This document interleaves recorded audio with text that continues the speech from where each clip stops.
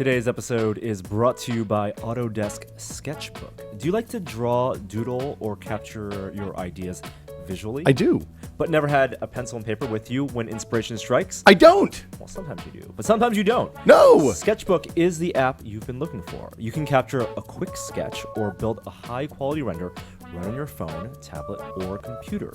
Sketchbook is easy to use, free to download, and the desktop version comes with a 15-day free trial. No credit card required. Norm, where do I go to find out more information about this amazing product? Well, just go to sketchbook.com/tested to download versions on iOS, Android, Windows, or Mac. And if you like it, remember to use the promo code TESTED when you check out for 25% off the annual membership. That's sketchbook.com/tested. That sounds like a fabulous deal, and now I think we should probably start the show. Hey, let's start the show. It's September 17th, 2015. Welcome to This Is Only a Test, the official podcast of Tested.com. Right.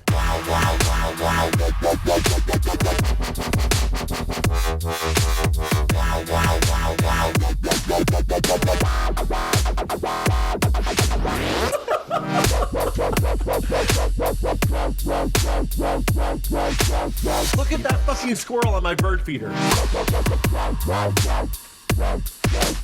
And then suddenly, the Enterprise D's bridge. I'm Will Smith, seated directly to my left, wearing his headphones Lobot style. Norman Chen. It's very loud. Do I need to turn you down? No, I'm good. Okay. Jeremy Williams, also here. How you doing, sir? Good. How are you? I'm delightful this Good. morning. Yesterday was a really big day. Why? We had a lot of meetings. We had a lot of stuff going on, and then we closed it all at Nerd Night in San Francisco. Norm and I did our first Nerd Night talk. Nerd Night, if you've ever heard of it, it's a local event, not just in San Francisco, also East Bay, North Bay, but every month, several hundred nerds get together for a series of talks, presentations, and they're always interesting. Hosted in a variety of venues in San Francisco at bars like the Rickshaw Stop, great little venue. So nerds get to be like rock stars and go on stage and talk about cool things. And we talked about virtual reality. Virtual We did a reality. live VR minute. Yes, except for it was actually like 25 minutes. Okay. So it was the biggest VR minute ever. It's weird because I never know. I always, when you're explaining what VR is to people that can't actually see VR, I always feel like a crazy person because you start talking about things like anxiety and fear and like your reptile brain getting confused and not knowing what's real and what isn't. Right. But it was fun. It was a good crowd. I imagine some of these people were pretty well informed about VR going in. Did you get that sense? There were people who worked at Oculus there. Yeah, I found that out afterwards. They know stuff. Yeah. So yeah, it was a good time, and I think we'll have the video sometime. They edit videos of that and post them on Vimeo or something, so we'll post it on the site. So you can see, Norm, you can see all the horrors that you drew in Tiltbrush. All the times the microphone fell off my face. Yes. So 6 times. 6? Really? You did well covering it. I had no idea. Was Joey there? No, Joey didn't want to support the team. How'd you shoot it? They had shoot a it. team. Cool. Yeah, they do. So they document some of this stuff. So if you search Nerd Night, NITE, SF, you'll see a bunch of videos from their previous talks. What's also interesting is that every year they collaborate with the Bay Area Science Festival, which is an organization that we love and we've also worked with. They're the festival that tested the show. Well, that was a nice year, segue, Norm. And we are doing it again this year as a part of the Bay Area Science Festival. So if you're in San Francisco or want to come visit our fair city on October 23rd this year at 7 p.m. It'll be at the Castro Theater, which is a famous theater, and Quentin Tarantino's favorite theater in the whole world. Really? No way. If he could own one theater, it would be the Castro Theater in San Francisco. When did he say this? It was an interview he did, I want to say with maybe Terry Gross on Fresh Air. But he does own a theater in L.A., but if he could own any theater, it would be the Castro Theater. We're going to be on stage there, not being Quentin Tarantino, but hosting a series of talks and demos and presentations. A 2-hour live show, get to hang out with us as well. That's October 23rd at 7 p.m. Tickets are on sale now. You can go to testedtheshow.eventbrite.com, and I'm going to really check that website out, confirm that that's actually the It's testedtheshow.eventbrite.com. tested. BRITE. Yes, testedtheshow.eventbrite.com. It's a good opportunity to mention that Tested Premium members got a heads up and early access to tickets so that they could buy good seats. Not well, I mean, there's a lot of good seats, but they could get early access to the VIP tickets and their choice of seats before anybody else got in. Hope you guys took advantage of that. And also, Oh yeah, we're doing something else really cool. a big surprise announcement made yesterday at Nerd Night, also relating to the Bay Area Science Festival, is that Nerd Night in October, as a part of the Bay Area Science Festival, will be hosted on Alcatraz. Whoa. They're taking over an entire island. So in past Bay Area Science Festival Nerd Nights, they've done it on the USS Hornet. That's the aircraft carrier docked in Alameda, the one that picked up Neil Armstrong, Buzz Aldrin, and Michael Collins after Apollo 11. And they took over that aircraft carrier, I believe, 3 years ago, three Nerd Nights ago, years ago. And this year they are taking over Alcatraz. And the reason we're mentioning this and promoting that event is that we'll be there too, recording live in 2 episodes, not Double just one. episode. A double header of Still Entitled with Adam Savage. You can ruin 2 weeks if you listen to the podcast every week. You can ruin 2 weeks at once and not have podcasts for half a month if you come watch those showings. We've never done a recording of Still Entitled in front of that big a studio audience before. It's usually just your girlfriend. Yes, and so they'll maybe throw us in a jail cell. I don't know. They'll put us someplace interesting on Alcatraz. But Adam will be there. Tickets for that event, which is separate from our event, also on sale now. And I think you can just go to the Nerd Night website to find out more details. But the whole point is, if you're going to be traveling to San Francisco, yes, and some people have done cross-country trips or even overseas trips to visit us, and you're going to be at our show on that Friday, October 23rd, might as well stay a couple more days until October 27th, which is when our Alcatraz podcast recording will also be. You know, Adam's actually escaped from Alcatraz. Twice. Twice? I think twice. Oh, somebody told me once, but I'm into it. I want to talk to him about that. I want to find out all about it. Because the Alcatraz, especially at night. So here's the thing. The tickets for the Alcatraz event are a little bit expensive. They're basically $10 more than the normal Alcatraz nighttime ticket price, which is $50, which is already expensive.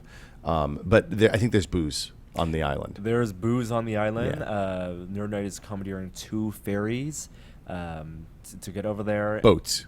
I've never been to Alcatraz. Wait, what? So that What? would be You my know, first time it's on Alcatraz. excusable. What? It's like Fisherman's Wharf. It's Didn't down you go there. on a school field trip or something? People who live here often don't do these things.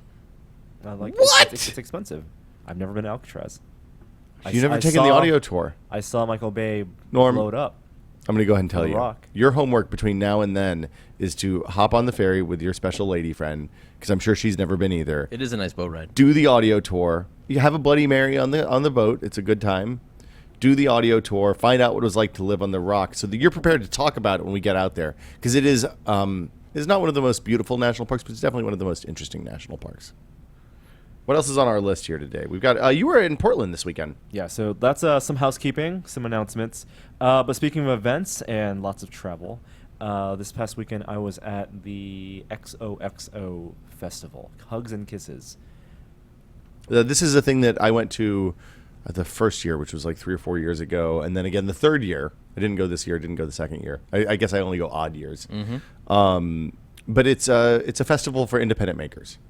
Is basically, I think that's the unifying thread through the whole thing. And they usually they pick a different theme each year. So like Is this the first an invite only kind of event? you apply. You apply. And then there's a lottery. I feel like, if I had to guess, I feel like they probably like take all the biz dev types out, because it's a lot of people who maybe went to South by in the old days before it became like a business development place. Yeah. A place to go launch your app. When it was just a place for creative people to go hang out and like trying to meet keep it other real. creative people. Mm-hmm. Yeah, so they're being aggressively real with it and keeping like the marketing and biz dev stuff out, which I approve of.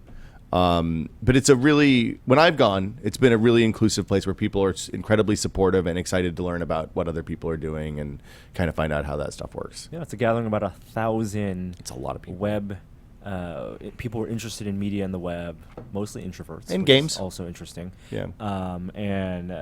It is the formal conference is a series of 2 days of talks. So in the past, they've had John Gruber has done a talk. Adam Savage has done a talk. Dan Harmon. Dan Harmon. Gina Trapani, creator of Lifehacker. Right. Anita has done a talk. Sarkeesian. Right. Anita, yep. Anita Sarkeesian. This year, the talks were from, they had Anil Dash do a talk. What did he talk about? He talked about his new project with Gina Trapani, which is called MakerBase, MakerBA.se, and it's an IMDb for web projects. So Are we on MakerBase? Did you could look? be. It's all user submitted, just like a lot of people don't know IMDb is actually It's UGC. UGC, user-generated content, with some verification but this is it was really interesting the reason he wanted to do MakerBase, and also I should say these talks will all be there. I'm going to post them online in a couple weeks as well.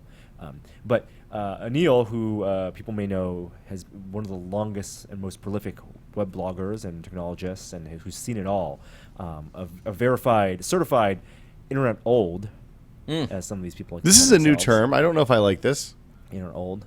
Internet old? Does that mean you were there for the first wave of the internet or the second wave of the don't- internet? I think as long as you feel outdated, or you feel like Outdated you're is being an unkind word, Norm. ostracized by internet news, then you can call yourself an internet old. Who coined this term?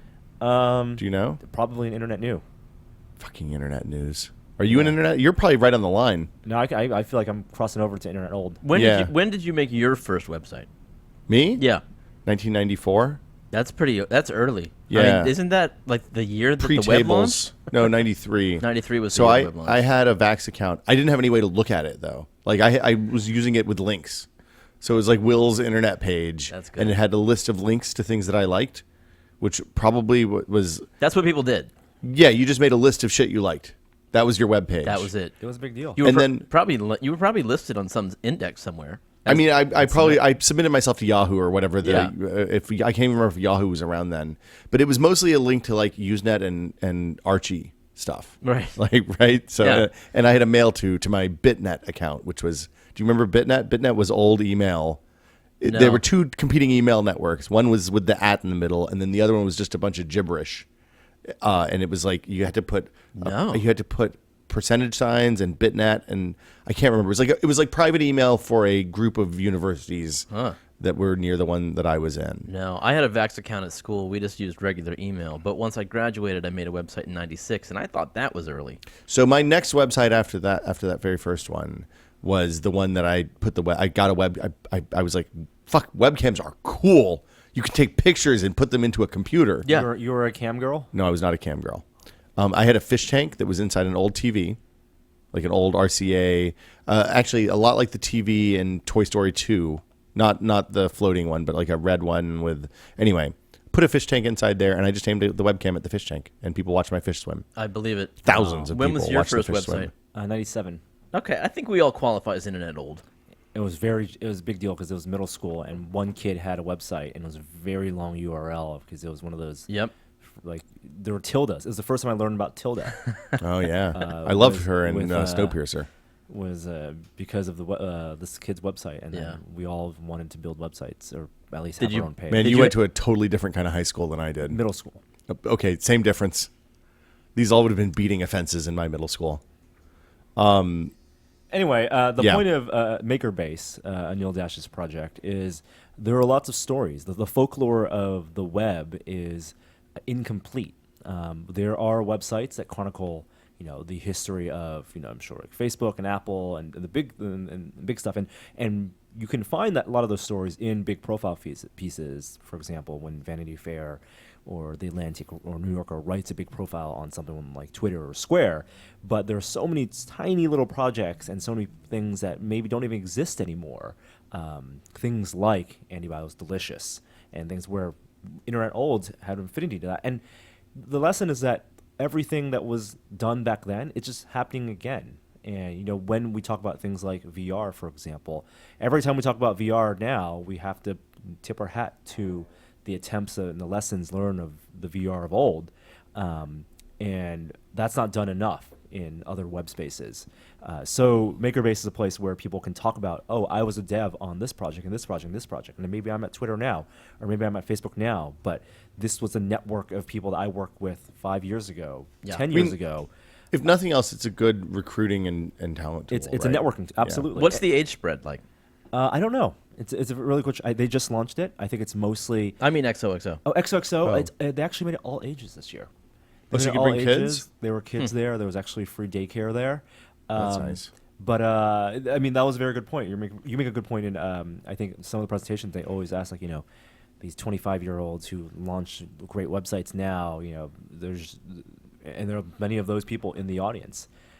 So, in addition to Anil Dash, Veronica Belmont also did a presentation about being an internet old, and actually she and Zoe Quinn both had very similar themes about where empathy lies on the web and does not lie. I would say a public-facing woman on the web has a very Yes. different feeling about empathy on the internet than Absolutely. I have a very specific feeling about empathy on the internet. I bet her feeling is a little bit different than mine. VR face and being the future of sex doesn't elicit the same kind of response and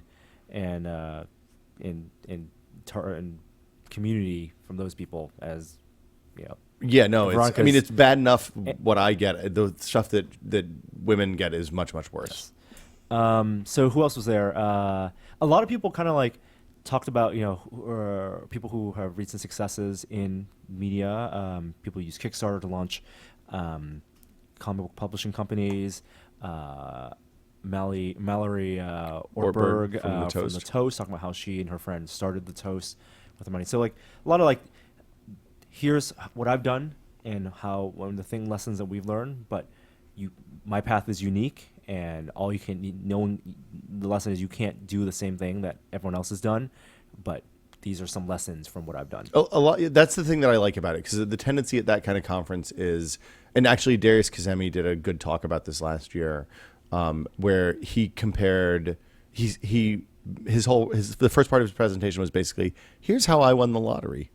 I went out and played the lottery every single day. I scratched off the tickets. I blah blah blah blah blah, and then 1,600 tickets in, I won the lottery by person. And it basically his whole point was the typical, here's my startup, here's how I succeeded.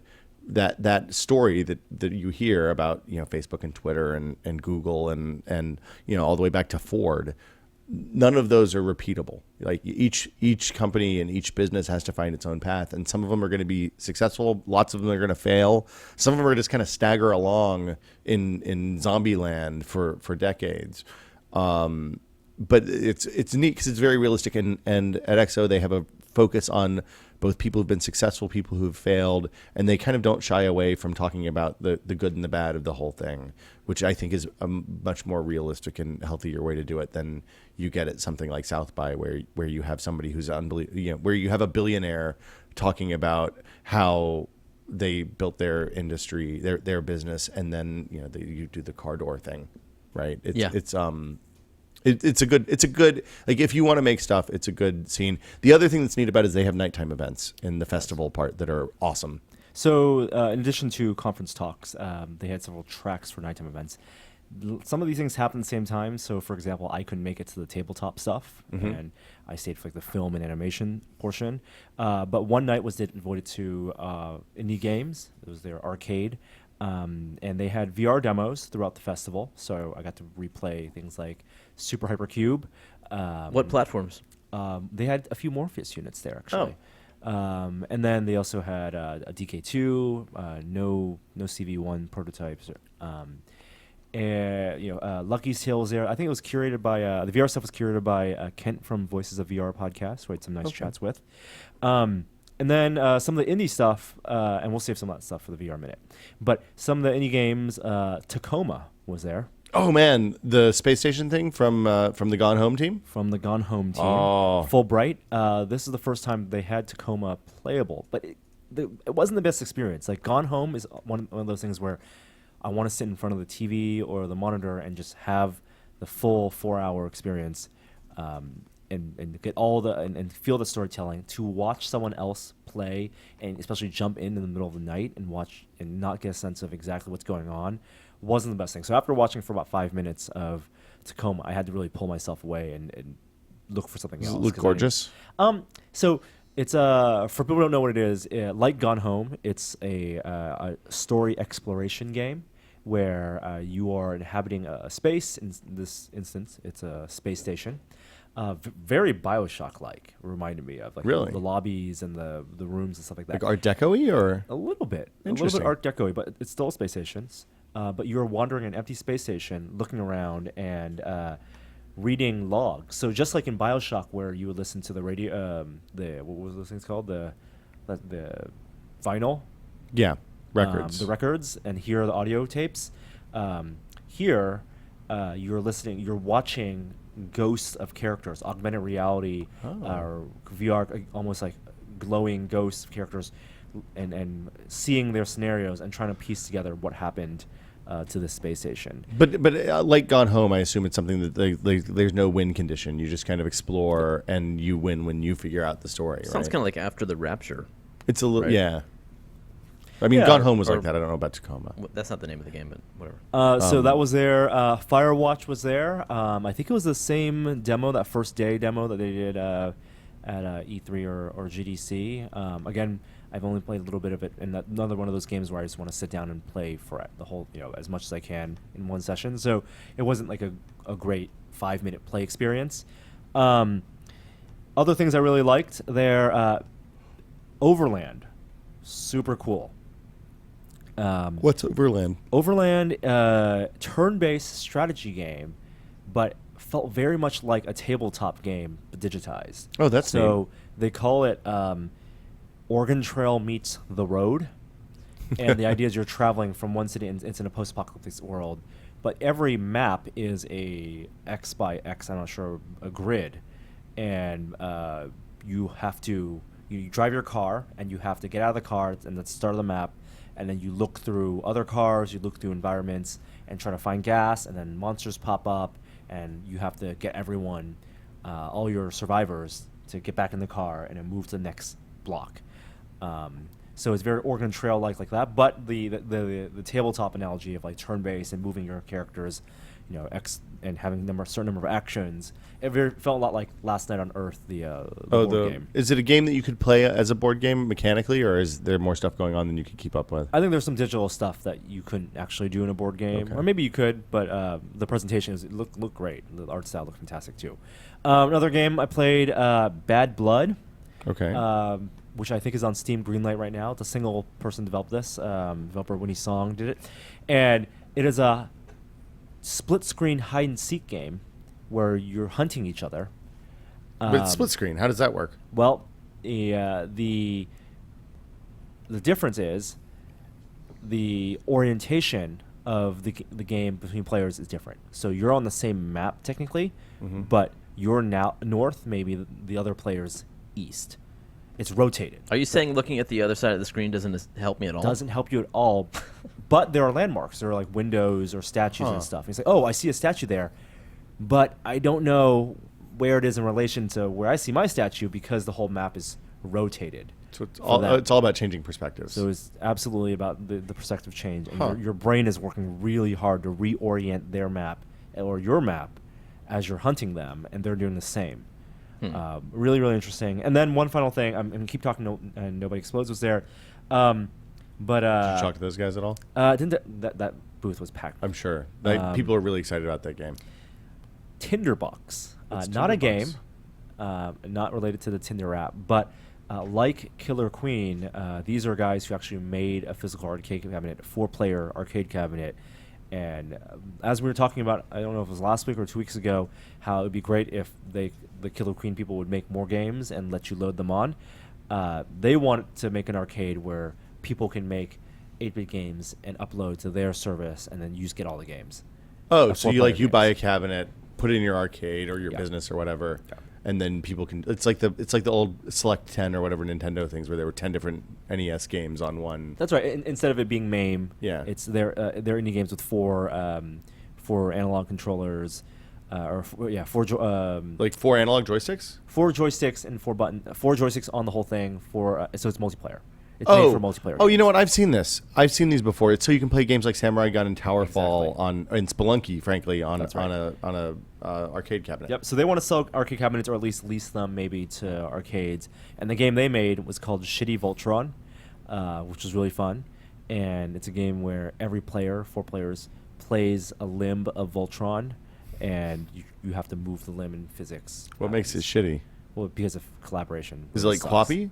It's floppy. It's floppy physics. Like Quappy flip it. Okay. Oh yes, like yes, Quap. Quap. Yes, Yeah. exactly. Okay. Yes. Is the idea that the developers would get a cut of the quarter take? I think I'm not sure exactly what their business model is, but you may either have to buy the games, or if they're leasing it to arcade to barcades and bars, then I'm sure there's some revenue share.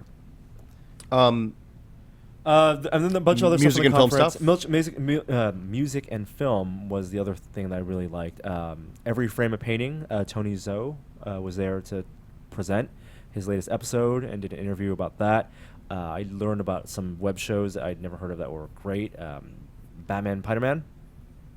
You should introduce your kids to this, Jeremy. Batman Piderman. Batman Piderman. Spider-Man? It's Batman? Baman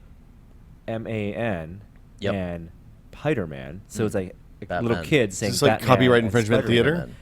theater? No, because it's the only that I mean, the characters are of it's totally within parody and fair use. Of course. And they launched a really successful Kickstarter, huge fan base. It's a very kid-friendly web show. Okay. That's really funny, also. And then Anita Sarkeesian was there and showed an outtake from a recent episode. And I think that is also online. So a lot of interesting stuff. It's an expensive conference, but all the stuff pops up online afterwards. So you go to network. Yeah, I mean it's and if you just want to go to the festival stuff at night and don't want to go to the talks during the day, I think those tickets are like $150 if you can get them. So, it's a neat thing, especially if you're in Portland or in the area. I just wanted to thank everybody last week when I announced that I was leaving. People were unbelievably nice. So I just wanted to thank everybody for being Why are you really still cool. here? I got a couple more weeks, man. Oh, that's right. Is BTF event? Is that something else? Yes. Oh, I should have done this with housekeeping. Something that there's so many events going on in the fall. Yeah. BrickCon's coming up. That's Is this in Back to the Seattle. Future? Back to the Future. Guess what, guys? That would every be time BTTF. Yes, I wrote it too quickly. Every time you see that that photo posted online, it's like this is the 30 years, and from when Marty, this is the date, and it's just a Photoshop of the DeLorean Of the digital clock. Yeah. clock, and people get trolled. Now it's coming up. The actual date, which 30th, is? which is October 21st, 2015. All right, that's not too far. And that is not too far at all. And to celebrate the 30th anniversary of Back to the Future, the superfans are hosting its We're Going Back event, bringing back cast members in LA. They're doing a tour of many of the shooting locations, the schools, the Doc's Lab, Knox Mansion, the tree that Papa McFly spied on Leah Thompson and Crispin Glover fell Crispin out Glover, of. yeah, that's right, that tree. Peeping Tom. And they're even doing they're recreating the Enchantment Under the Sea dance in the Oh, original that's- shooting that's location. clever. With the band. I like that. I think Marvin Berry might be there to sing. I want to say. All right. Is it Marvin? It's Marvin Berry that sang, right? The guy who, or is it actually Marvin Berry? Or is it the guy who played Marvin Berry? It can't be actually. I don't know if Marvin Berry is even a real person, frankly. I think it's goodness. the act. Marvin Berry and the Starlighters. Yes. Was led by Marvin Berry. Maybe Marvin Berry was Chuck Berry's kid. Well, remember he was on the phone. Chuck, it's your cousin, Yeah, Marvin. But see, they recorded that movie. They shot that movie in 1984. Yes. So Chuck Berry was 60 years old by then. So probably. I think maybe it's the actor or just 40 quote years unquote. old, probably. Anyway, there are a lot of crazy events going on. I think they're gonna have like 10 DeLoreans. It's a lot of In a DeLoreans. convoy going from the place to place with these buses. Anyway, check out the event. It's called We're Going Back, and I think you just go to we'regoingback.com. Maybe Dan Amrich's gonna be there. Yeah. Marvin Berry was played by Harry Waters Jr. Have you seen this trailer for the Back in Time theatrical movie release? They're doing the debut of that documentary. It looks good. There. It's on Vimeo. There's a documentary about Back to the Future. Yeah, it looks So, good. Looks good. I may be there that weekend as well. On that Sunday, they're doing a panelist with a lot of the production people who worked on the film. Oh, cool. To talk about special effects So- and the production. The interesting thing to me, like, here's the thing. I love Back to the Future. Back to the Future 2 is the interesting one Come of the on. three to me. The first one is the perfect movie. The first one is, I'm saying first one is an amazing film. But the thing that they did in Back to the Future 2, which was make a compelling, like, if you look at popular science fiction, it's a rare film because they made a convincing future that was sticky enough that, like, the tropes that were introduced in that, like hoverboards and, you know, the wall screen and all that stuff, have kind of endured in a way that most science fiction, especially of that era, did not. Like, I think it's a testament to the how entertaining the storytelling was. probably true. That made that technology inspirational, at least. When I was younger, I remember thinking that was the worst of the three. That I loved the first one, and I loved the third one. The third one's a dog. The third one feels like the afterthought. As a kid, I liked it. I don't know why. And I felt like at the time, and I knew that they filmed the second and thirds together. Yeah. And I thought maybe in my mind, I saw them making the second one as a segue, and that was it. That it served to join the two, but that the third one was the finale and like the firework finale. See, I feel like the third one being not awesome was why they stopped doing that. Let's shoot both of the sequels at the same time. Really? Thing until Lord At the of the time, you Rings. didn't like the third one? I did not like the third Well, one. okay. Here's my theory on the third one. I mean, the second one's in the future, clearly, most of it. Yeah. And does the weird going back to the first film, Yeah. which is amazing. amazing and unprecedented. Yeah. That was cool. And then the third one goes to the past. Now, we're talking about time stuff. The third one's a tribute to westerns, and you have a lot of great western stuff, and there's a lot of great great gags in there and great callbacks to the first two films. I like the second one more because I like stories that tell about the future, speculative fiction about the future. Yeah. I'm more a fan of that genre than a fan of westerns. So when you put a comedy in front of and those themes, the second one just resonates more. Yeah. And when I was 15 years old in 1990 and went and saw that in the theater, the three in the theater, like I was a jackass 15-year-old and didn't like westerns because they were about old stuff. And then 4 years later, I was introduced to The Man Who Shot Liberty Valance and Red River and all the John Ford westerns and was like, oh, wait, there's something here. I should probably pay attention to these. These are good. These are fine films. I only learned recently about the legal dispute between Kristen Glover. It was a landmark case about likeness. You know much more about it than I do. Crispin Glover sued the production because he didn't want to be part of the second film, and they got another actor, and that's why he in the second film's upside down. His back is broken. He's being stretched, and if you watch TV now, they do sell those machines where your back is you hang upside down and your back is stretched. Yep. Oh, so hold on. Future him was not played by Crispin Glover. Crispin Glover. Huh. And George McFly, and Crispin Glover sued because they used his likeness, and so, going forward, actors retain the rights to their likeness even if it's not their character. Yep. It's also one of the reasons that tying to another likeness thing, Michael J. Fox has rarely lent his likeness for the Marty McFly character for Back to the Future merchandise and licensing things. So, as you know, the Back to the Future pinball game, It's weird. It doesn't look like him at all, or even try to. And it's only in more recent years, in raising money, that some of that stuff. And Zemeckis recently said that he would never allow a sequel to be made, a fourth movie in that series, Good for him. until the day he died. And he would even insist that his estate maintain that after his death. Him and Bob Gale, they know. I mean, it's a perfect trilogy. It is. I mean, yeah. Even though the third movie is weaker than the two, it's a testament more to the first two movies than the third one. You say that like it's an absolute truth. I think so. Who was the other character they recast for the second movie? The girlfriend. Well, yes, Because the girlfriend went from being somebody else to Elizabeth Shue, right? That's right. And they reshot the end of the. No, it was Elizabeth Shue in the first film. No. It's Claudia. Claudia Wells. It became Elizabeth Shue? Yeah, she was the upgrade. Oh my gosh. And and then they reshot. I mean, there's so many interesting stories about the production of that film. In that, Eric Stoltz before Michael J. Fox, they shot a bunch of stuff. The story of how they let him go, and then got Michael J. Fox in. Right. They cut Eric Stoltz? Like they were producing, they were shooting, right? They were shooting, and There's footage of him on the DVDs and stuff. No right? way. There's Really? not on DVDs, but I've seen it think you someplace. can find some stuff online, and there are stories about how it was broken to him and how some people knew and some people didn't know, and anyway. But let's move on.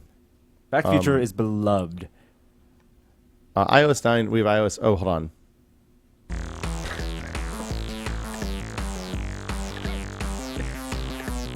Norman's awesome at segues. I just do it to make Jeremy laugh now. I love it. iOS. There's a couple of iOS 9 bits. iOS 9 hit yesterday for phone and iPad and phone people. Interestingly, if you were in the beta program, the public beta program for iOS 9 leading up to the release, they dumped iOS 9.1 out a few days before iOS 9 hit. So if you didn't remove that profile from your device, you're now running the iOS 9.1 beta, which has the middle finger emoji.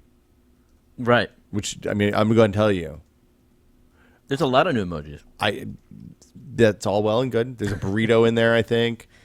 All I know is that previously I had to go through a bunch of emoji hoops to make something that looked kind of like a middle finger. Now I don't even have to bother with that anymore. It's just straight to the point. I think Apple might catch some flack for this from some news outlets, but it is a part of the emoji like icon set. Yeah. That is a universally adopted set of expressions. We're on the internet. It's part of the Unicode, right? Yeah. Well, Isn't that what emojis are? There's a standards body someplace, right? That's what I'm saying. It's like a bunch of 13-year-old girls are all get together in a group and they decide which emoji are appropriate, and then they send it out to Samsung and Apple. To remove the middle finger would have been a form of Censorship. censorship. Well, it's not censorship because it's a private platform, but it censors me. Yeah. So anyway, I want the double middle. you can do that. I guess you could just. I mean, you just do two. So they're not a mirror image though. So you have I think it's right-handed. I think you have all skin tones now too. I think that happened in 9. Yeah. But not the middle finger, obviously. Oh boy. This is not the big stuff about iOS 9. Install size 1.2 gigs on my iPhone. 1.3 gigs on my Plus compared to 6. I want to say. No, it wasn't that much because you couldn't have got. It was 3 or 4. It was enough that the old 8 gig devices last time had problems. 8 gig devices. Yeah, think about that for a minute. Oh, go ahead. Well, I mean, did we talk about how outraged we were last week about still having a 16 gig model? Yes, we did. Okay. I mean, maybe we didn't. I feel like I've hammered that enough, but it's ludicrous that they're selling. I should take a step back.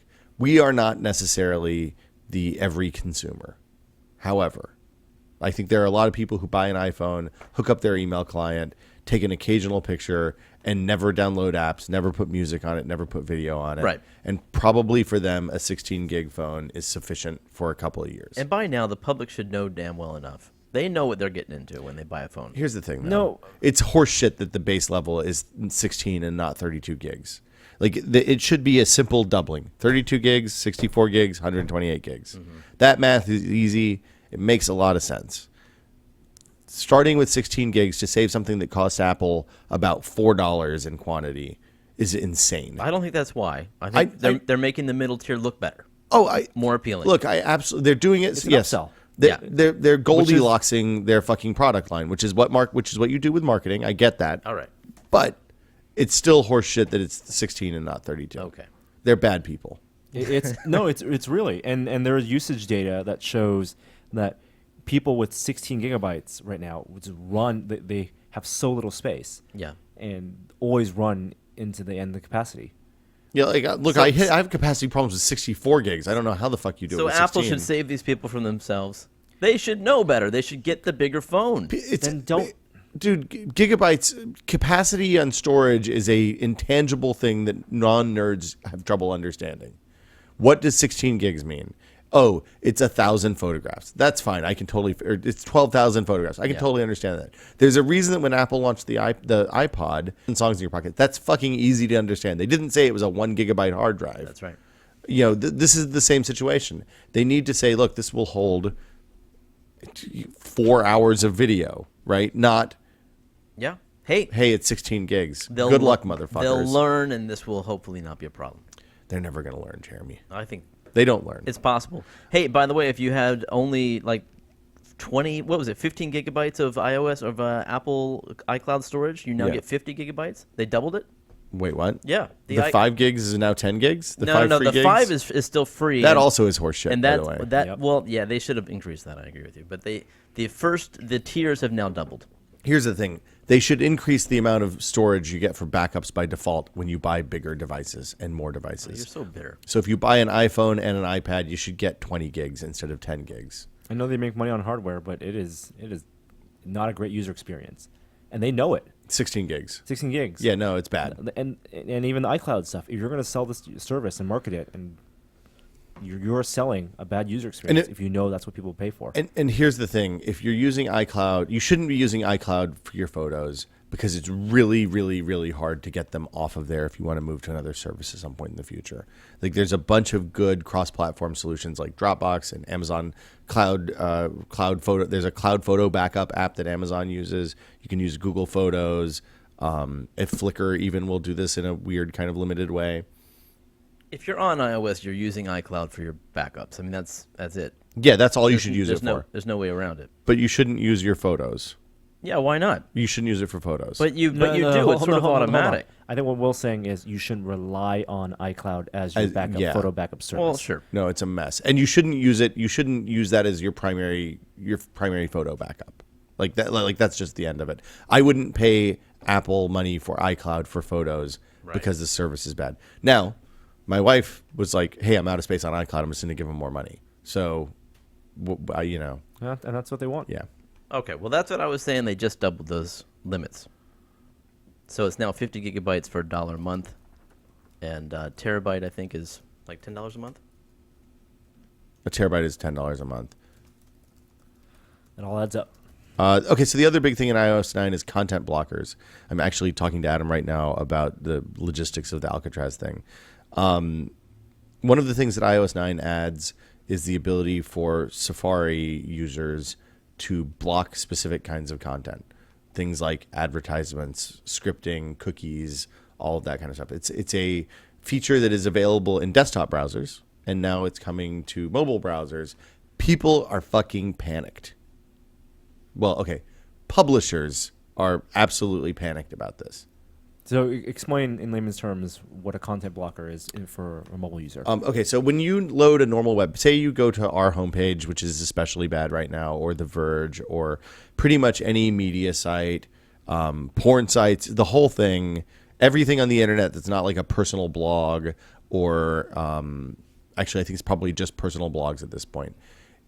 Basically, as the page loads, you're going to hit scripts that run on other people's servers that do things like track your status across multiple web pages, all the web pages you visit in some cases, load advertisements, load session cookies that track which advertisements you've seen and stuff like that, track you for analytics purposes, so either Google Analytics or Omniture or ComScore or one of those things, track you as an aggregate for your behavior on to help like do web analytics on a more mainstream scale and on a wider scale, bunch of different stuff. It's all kind of invasive and shitty is the upshot.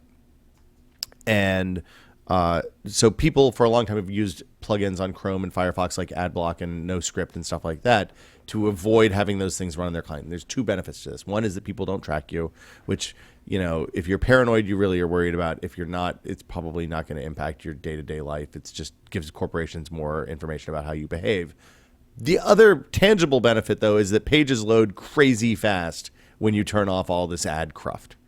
And also, if you're on mobile, you have improved battery life because you're not loading a bunch of stuff that you're not actually using. The publishers are up in arms, and we work on an ad-supported site. I mean, we have memberships and some other stuff, but ultimately, the vast majority of the money that comes from for Tested is people seeing ads, clicking on them, seeing YouTube ads, clicking on them, watching the whole ad. Like one of the interesting things about YouTube that I think most people don't know is that when you have one of those pre-roll ads that you can skip this in 5 seconds, the channels only get paid if you actually watch the whole video. So if you hit the skip button, there's no money transferred. And those two things make up most of the ad revenue that we get for testing. We do occasional custom things. So what's the upshot on this? There's business as usual for consumers, except they might get a faster experience and they don't have to be tracked. Right. And some business people are upset. Pretty much. Yeah. I mean, the thing I would say is that if you have sites that you like and you want them to continue to exist and you want to use an ad blocker, because I like, here's the thing. If you go to sites that aren't part of your regular rotation a lot, then you can have things happen like the ad injection thing that we saw a few weeks ago where, flash ads were injecting malware into people's computers just by loading a web page. I'm totally on board for blocking ads blocking by default and whitelisting the sites that you visit all the time. I feel like that's a good solution for, protecting your computer, protecting your mobile, iPhone is a little different situation, but and then whitelist the stuff that you visit all the time and the sites that you use if you want them to continue to exist. I don't even use ad blocker on the desktop because I can't be bothered. I think my web is fast enough and I don't care. I haven't had a real problem with cookies recently or pop-ups. Yeah. Is this really going to be a problem on mobile? How many people are going to be using alternate browsers in order to get around ad blocks? So the industry metrics on ad blocks depends on the market that you're in. I know ours has been public about the number of people that use ad block on their sites for a long time, and it's somewhere between 20 and 30%, which is a substantial amount of revenue for them. Okay, well they have pretty power user, and they have a highly technical audience. Game sites are going to get hit hard when they're already reeling because there's no gaming advertising dollars anymore. You can look at Google, and the thing about YouTube is if you block YouTube, yes, you'll hurt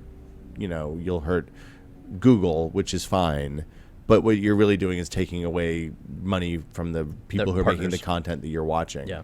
And without that money, those people aren't going to get paid. And if they're trying to do that as their job, like we do, if the money stops coming in, then the jobs go away and then the content goes away. So you're kind of fucking yourself over in the long term. So is this a problem? Obviously people are going to freak out, but eventually this needs to be solved some other way. Right? That's it. I think in a perfect, what's happened is the ad situation has gotten bad and we've gotten to these really invasive scripting things that are actually impeding performance because the people that make the scripts look at the advertisers as their customers, not the people who are viewing the pages. And the publishers have to put this stuff on or else they won't get the ads. And even if they have a good, when you're dealing with media, feel free to jump in here anytime, Norm. When you're dealing with media, there's two ways to look at it, right? If you have a magazine or you have a website like ours, you can look at the people who are consuming the content as your customers or the people that you're serving ads for as your customers. And both are kind of valid in different ways. One is, I think, a little sleazier than the other. But if you look at the people that are paying you money to put their content on your pages, that is a customer client traditional sense. I have always been of the opinion that the people that are consuming the content are the people that are your customers. I think Norman feels the same way.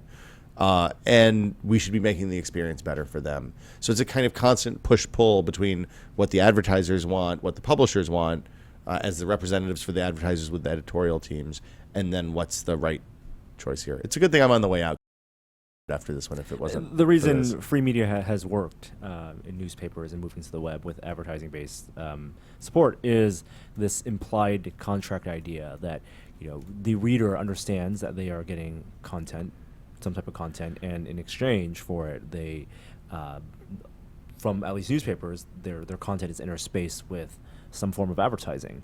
On the web, in digital formats, what's happening now is that that it's not so simple anymore because you not only have to see the advertising, but the actual delivery mechanism of the advertising affects the content experience, and it's different between websites.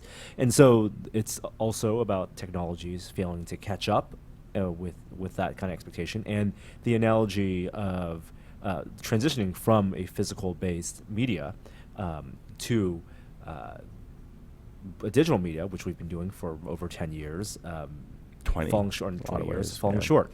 And also, when you buy the New York Times and you still see ads in there, by buying the New York Times, you're also kind of agreeing to opt in to this form of media. You are paying for the experience, ads included. When people jump on any old website or click a link, they're not. There's no overall. Okay, I agree that when I read content or watch videos on my phone or on a web browser, that I'm agreeing to this experience.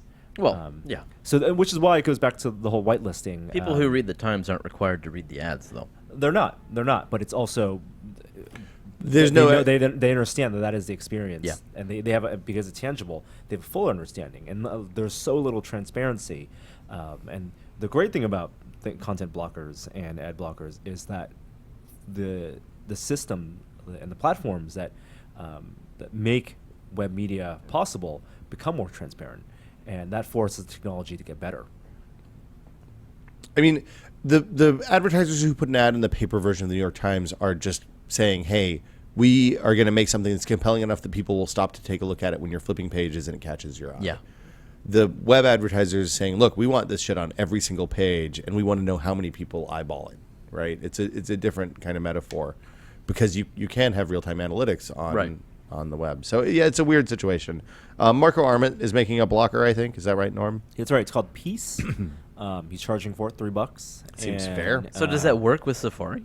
Yes. Oh, interesting. Yeah. Suddenly you're then- interested in content blocking, huh, Jeremy? Interesting. No, now I see that as long as it works with Safari, it will have a wider audience. So with the way the content blockers will work on iOS, from the way I understand it, is that there will be apps you can download that then let you toggle what type of scripts you can enable, and also tap into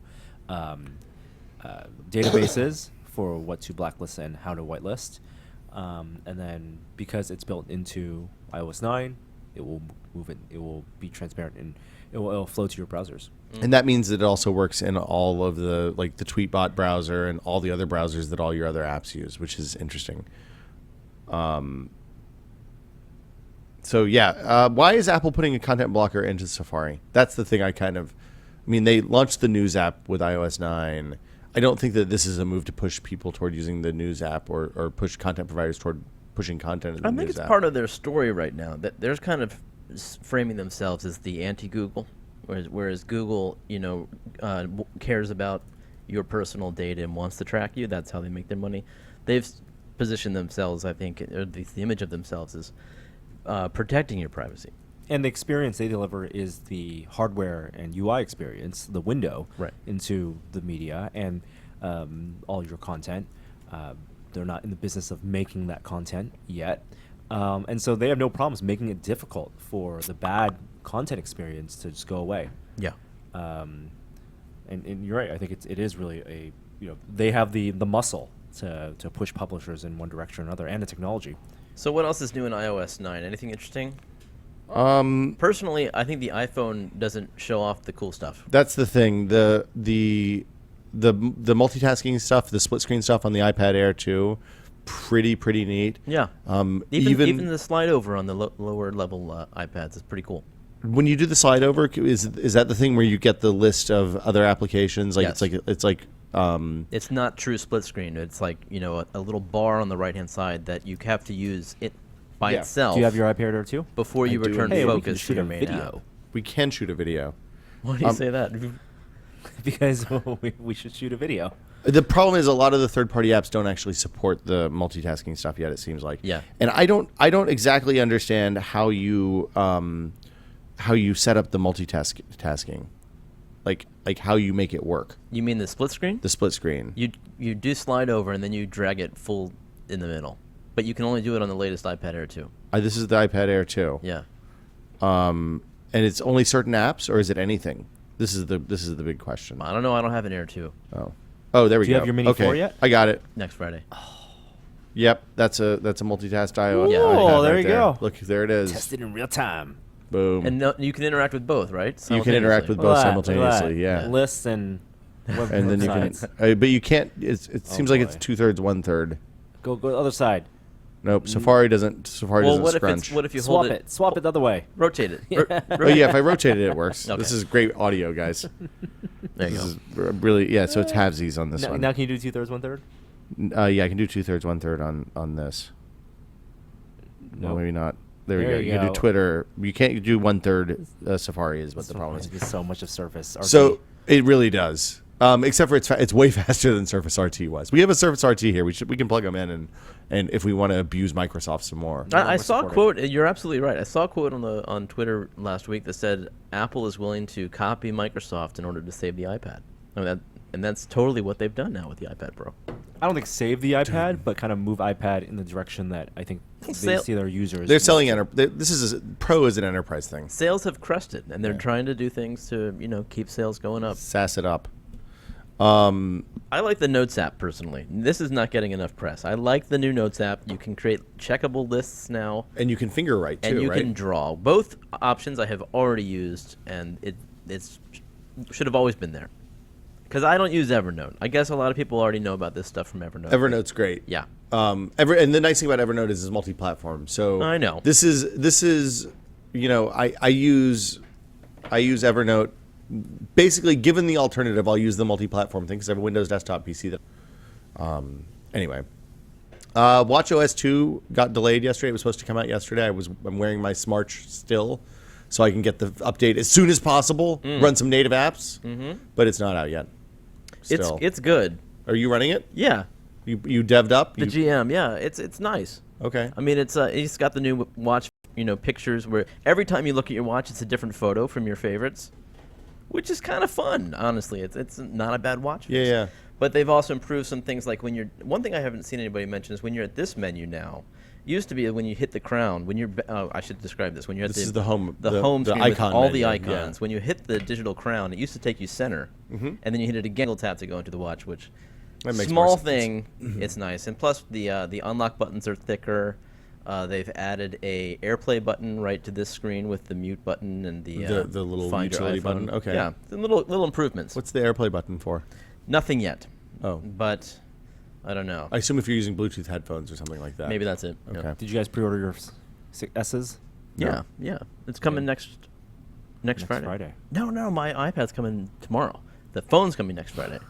Next Friday is the phone day, right? That's Yeah, right, on yeah, the yeah. 25th. Yeah, I didn't get a phone. What color did you get, Norm? White, 6 Plus. You didn't go for the rose gold? You went with the full Duke. It was not difficult to pre-order for people. No, the S years This never is are. always easy. It's Because they've got the production cycles like there was a rumor that well-oiled. the backlight was going to be a problem this time for the Plus. for the Plus. So not to get too much into their sales stuff, but they did not announce sales numbers, how many pre-orders, which they typically have done. They don't always on S years. They do. They said That's they're on. hilarious. They said they're on course to beat the record. That's all they said, which was like the only statement they made, as Okay. opposed to a definitive number. Gotcha. Regardless, the phone will come out next week. Will still be around, but You're the using lead it. tester this time. I get to Um, be grumpy with you this time. That's right. Well, I can still be grumpy with the iPhone, even though I'm using it. Don't That's worry, also Apple Fair fans. and balanced I'll be reviews. here. Norman Tet now. Yeah. It's all over. Tell me everything. Teach me your ways, No, Jeremy. I have to be on the podcast. Do I have to get an Apple Watch? Man. No Apple Watches for you, Norm. I want to send dick pics. So I did the math on the I don't- Multicolored now. You can draw multiple colors now. to get blue veins. Yeah, exactly. Okay, good. I'm sorry to interrupt you, Will. It's okay. We interrupt each other on the show. It's the defining factor, characteristic of the show. Sorry. I did the math on Apple's long-term payment plan for Upgrade the phone. plan. The Oh, upgrade good. plan. Good. Yeah, so I did it for a couple of different phones. The one that I remember off the top of my head is the 6 Plus. So the thing that you get when you do that payment plan is that you pay, I think for the 6 Plus, it was $42 a month. You get Apple Care, which is now $130. They jacked up the price a little bit. If you keep the phone, the total cost of that, I'm going to open up the calculator. It's just to also be an sure. unlocked phone. It is an unlocked phone that you can use on any carrier, and you can move between carriers, which is Any GSM carrier. no. One carrier. No, because one it's all phone. the modern iPhones work on CDMA and GSM because LTE is fantastic. LTE is my understanding, but somebody's going to correct me because I'm sure that's wrong.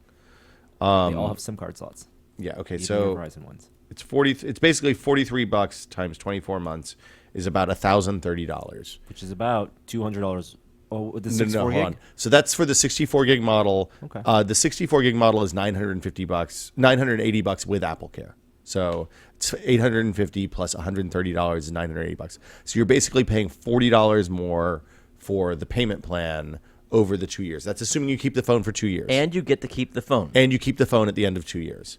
Now, that's an okay deal if you're going to keep the phone for 2 years. And that, if you don't want to pay $1,000 upfront for your phone, which is fucking A, and you can't get a subsidy, or you don't want to stick with your current provider, you For want to be able example, to move it around. an AT&T plan where if you just want to bring your own phone and you're paying for data and the one line, Yeah. 2 gigs of data a month plus your unlimited text and call stuff will cost $55 a month.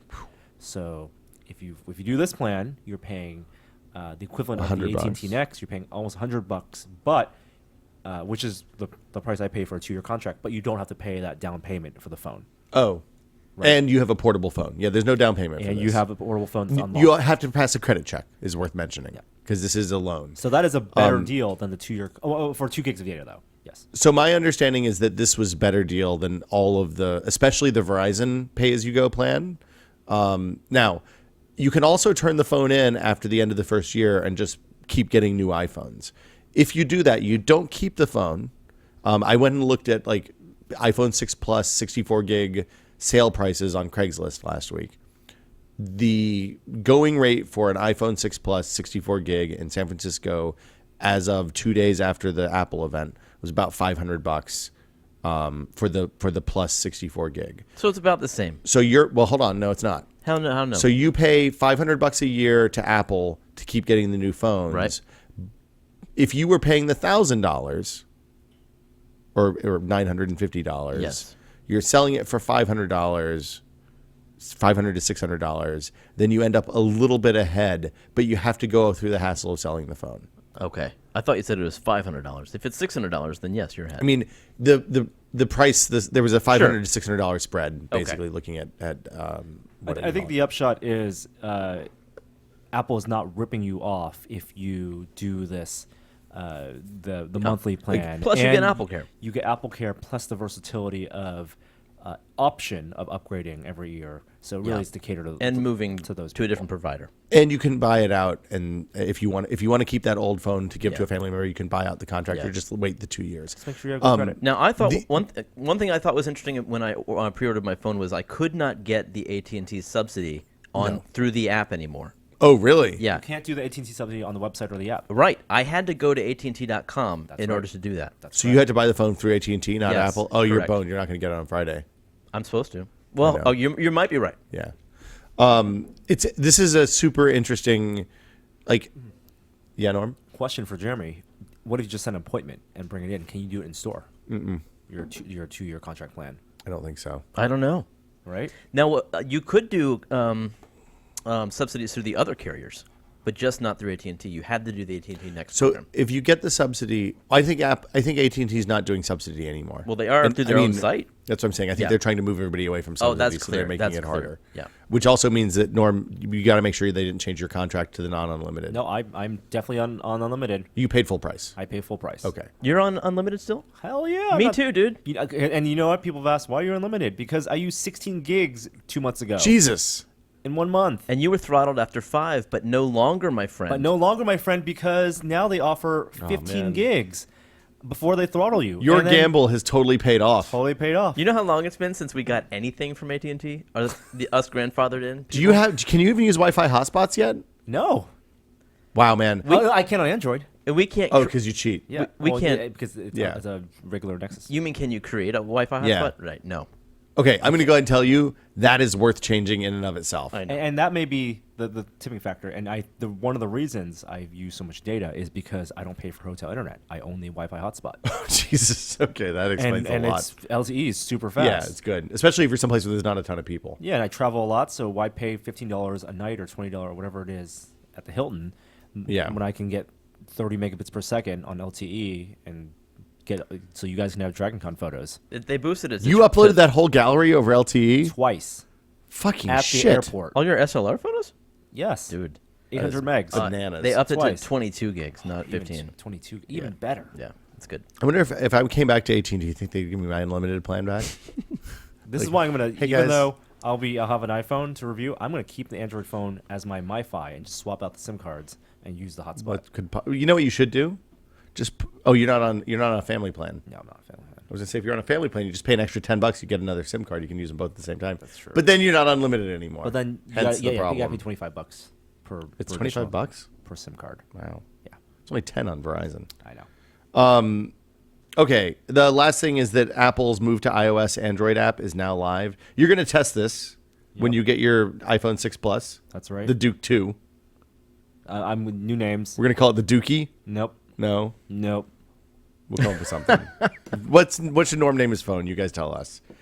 The Baron. Should the Duchess? That's my watch. Should we Baroness. Oh, fantastic. should we talk about clocks in Right school?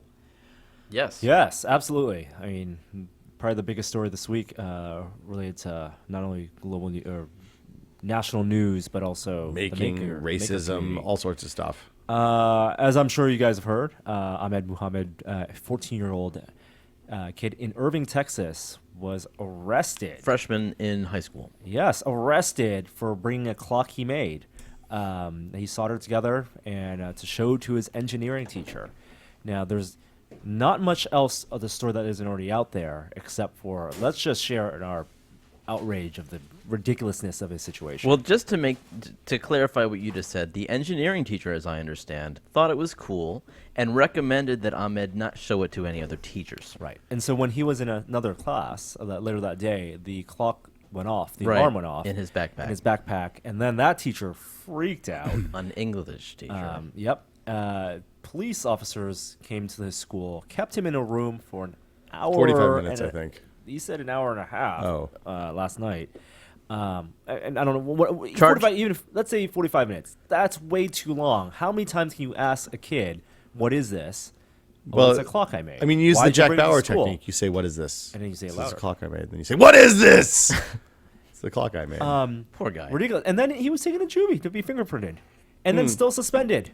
Yeah. So they said it was a bomb. This is we missed the Oh, well, we buried the lead Okay, here. the teacher thought it was a bomb. Right. When the cops came in and investigated it, they charged him. What the reason they didn't charge him, but the reason he went to juvie was they thought, and the reasons he suspected is they called it a hoax bomb. Right. And But he never claimed it was a bomb. Absolutely. That's I mean, the that's thing. his story. Yes. Obviously. It really doesn't look like a bomb either. And it doesn't. You'd have to be an idiot. Yes, you'd have to look at like a board with just wires Yeah. and a It was. Time- It was in a silver briefcase. It was This in a is- pencil holder, But wasn't no- it? Oh, No, not the photo I saw, but it just smacks of somebody who's watched too much drama TV. Here's the thing: is if they thought it was a real bomb and they left him in the school for 45 minutes to talk to him and find out that it was whether it was a real bomb or not, like that's criminally negligent, right? The cops. My assumption is that they quickly realized it wasn't a real bomb, but they did not know his intent. And I think what they were trying to do was find out, did he intend to, the hoax bomb intent? So you think they tried to trick him into a confession? I don't know, and I don't want to Fucking speculate. cops. But the whole Sorry, point I is like that cops generally, even- but that's shitty. So charges were dropped almost immediately. of course. But he was still suspended until today. which is No shit. stupid. And he said he's going to move schools, and the statement that the refusal to accept any type of blame and wrongdoing on both of the police department and the school's part, which I'm sure for legal reasons, is ridiculous. So I'm going to read the statement because it's outstanding. This is from the school principal. This right? this is the Texas. So he's in Dallas. A woman on Twitter responded to me and said that the parents in the school, her kid goes to the same school, and she said that the parents are absolutely raising hell. Great. Which I said, go fucking fight the good fight, man. So the letter comes from the Irving Independent School District. This is from Daniel Cummings, who's the principal, and it also has Jose Pera, who's the superintendent on the thing.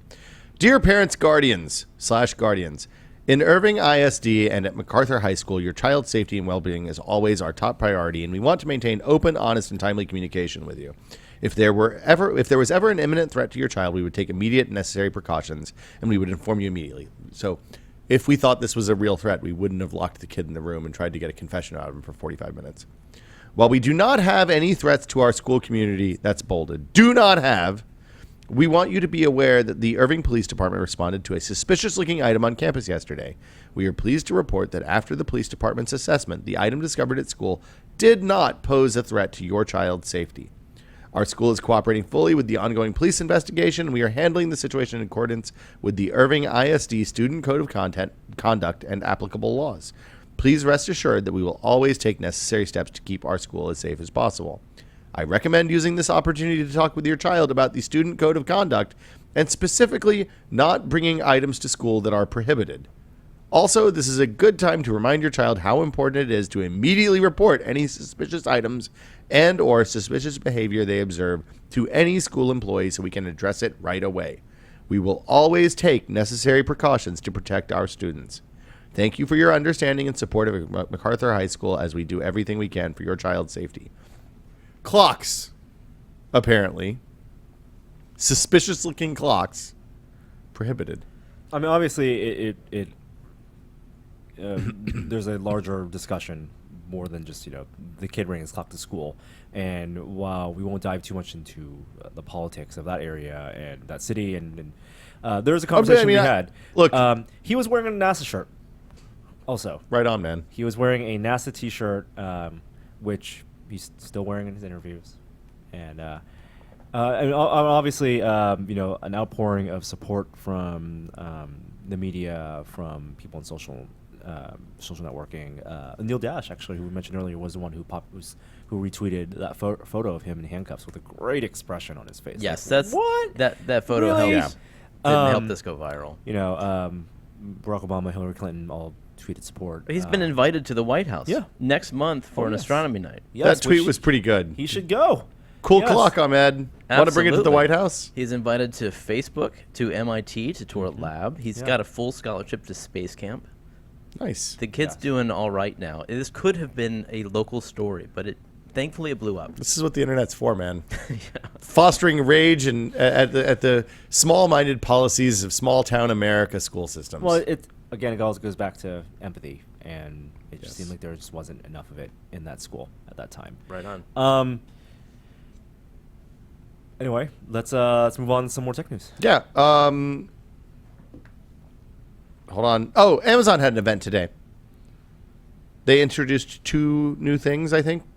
A $50 Fire tablet and a new Fire TV. That's correct. I'm interested in the Fire TV because the rumor was that it was going to integrate Alexa. And that's true. So the new TV still is a set-top box, and it's more powerful CPU. It can do 4K.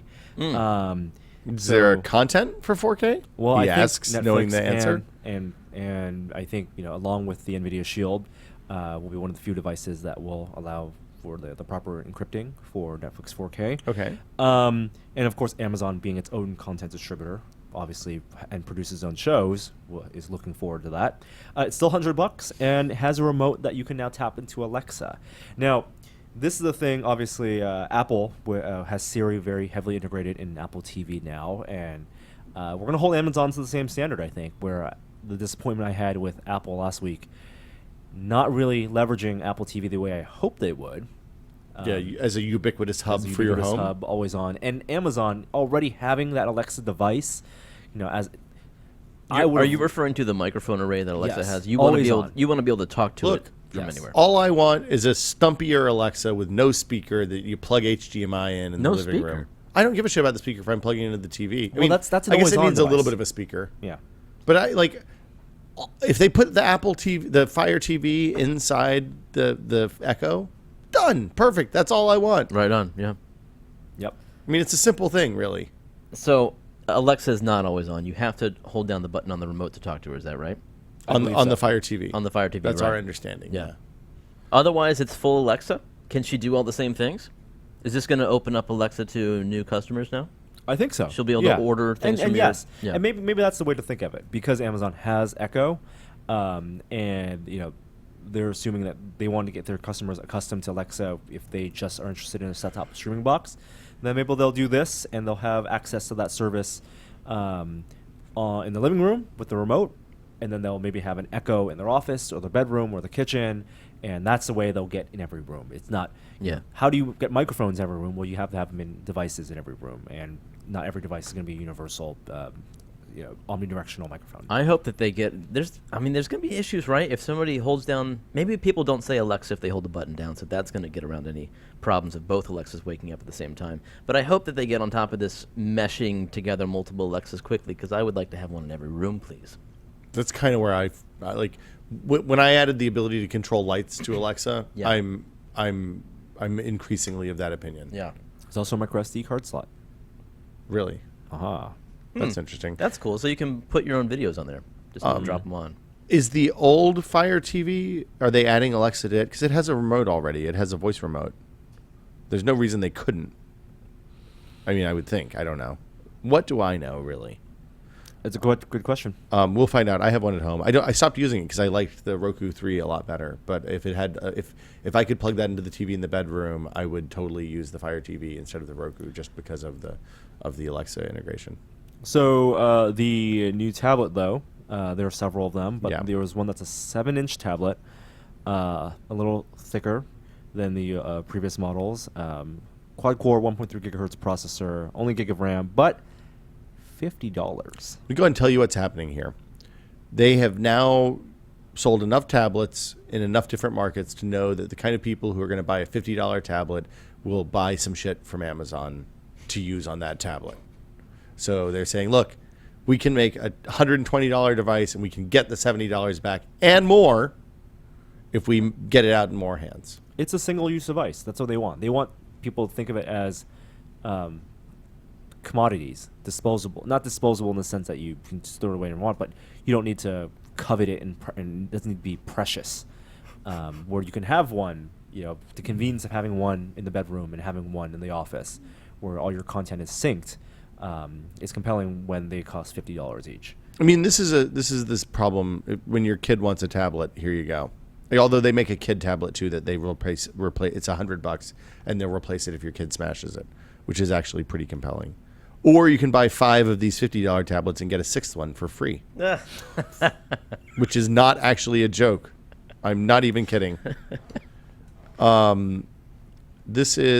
how much capacity is this thing? It's 8 gigs, but it has a micro SD card slot or an SD card slot, one or the other. Where's the hatred now? What do you mean? Well, the iPhone has 16. Well, this costs $50 and that costs $1,000. Yeah. Okay. Fair point. I think. I mean, I'm interested in this. I can't imagine it's going to be a really great experience.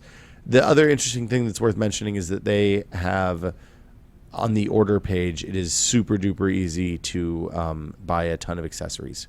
They have a standing case, they have a slim case, they have a protective case, they have a screen protector, they have a memory card, they have a warranty and accident protection. So, I mean, they're going to try to upsell you on a bunch of different stuff. And I'm sure it's also going to have ads, which is fine for $50. So I think in terms of what we're going to cover, I'm going to get a Fire TV, the new one with Alexa, and I will get the $50 tablet. And I'm not really interested in their $230 Fire TV, the 10-inch one, or the You mean the Fire $150. HD 10? Yeah, Fire HD 10 or Fire HD 8. No. I mean, I don't. I think that the $50 and $100 range, like the $100 kids tablet's kind of interesting. I think that price range puts them in a completely unique space in the tablet market, which is good for them. And it will have sponsored screensavers. Right, of course. Unsurprising that. What's next on our list? We have a Microsoft event. It's October 6th. You're going to be there, Norm. It's in That's New right. York, New York City. Yes, I will just so happen be in New York the date that Microsoft is rumored to have a press event, with which very convincing-looking invitations were published by websites. What an amazing coincidence, Norm. So I'm very excited for the fall for what looks the future of the Surface Pro, and the rumors are that there will be other Windows 10 devices there as well. So keep an eye out October 6th. They'll also be live streaming this. Why were you rumored, presumably? Why was I?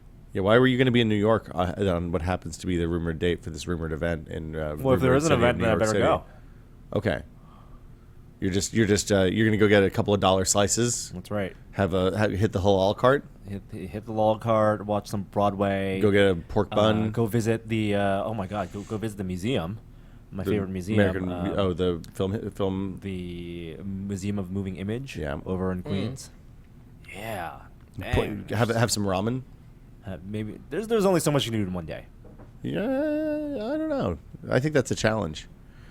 The Android lock screen bypass using a long password. I don't know what this is. But this is worth mentioning. Today's a listener's choice episode.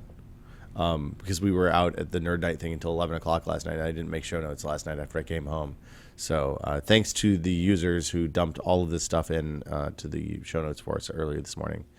Altus bought Cablevision. Those are two big cable companies, I think in Canada maybe. I don't know. Maybe Wisconsin. There's an Android lock screen bypass using a long password. Did you know about this, Norm? I did read about it, but I don't know all the details. The exploit has already been fixed through a security update. Perfect. Google Nexus devices. Move along. Oh, is it just a Google Nexus flaw? I don't know. I don't know. Well, Just reading the thing. okay. This is an Engadget article. It says, blah, blah, blah, blah, blah, blah, blah, blah, blah. Yep. It doesn't work if you're using a PIN code or a pattern unlock. The odds that you fall prey to this attack are particularly high. Okay, never mind. Moving along. We talked about move to iOS. This is interesting. So the lossless images from New Horizons are starting to come in for the Pluto pictures. Lossless? Lossless. No way. Well, I mean, they're still compressed, but they're losslessly compressed. Yeah. It's still, that's cool. I'm going to go ahead and tell you, if you thought the JPEGs looked really neat, you should go spend a couple of minutes in their archive. We're talking about the 1 kilobit connection, right? This is a slow connection. It runs all the time. Super cool. Yeah, if you go to the Deep Space Network, you can see how many. Once every few days, they move everything over to point to Voyager, which is billions of miles away or millions of miles away, really long way away, and they have to aim like multiple telescopes around the world at the same spot to get a signal back. Oh, no way. But wow. Think about that. Yeah, scientists, man, they work together. It's fucking A. The Pluto pictures are pretty outstanding. Like there was a picture of Charon where you can just see unbelievable detail, and you see that big ice, that white spot with the ice. It's really, really neat. So they drop images. Images drop on Thursday, and basically they have some context up for a few of them by Friday is the idea. So that somebody who knows what they're talking about looks at them and says, "Here's what you're seeing. These are some pretty pictures." I think it's a good time to take a brief moment and have a word from our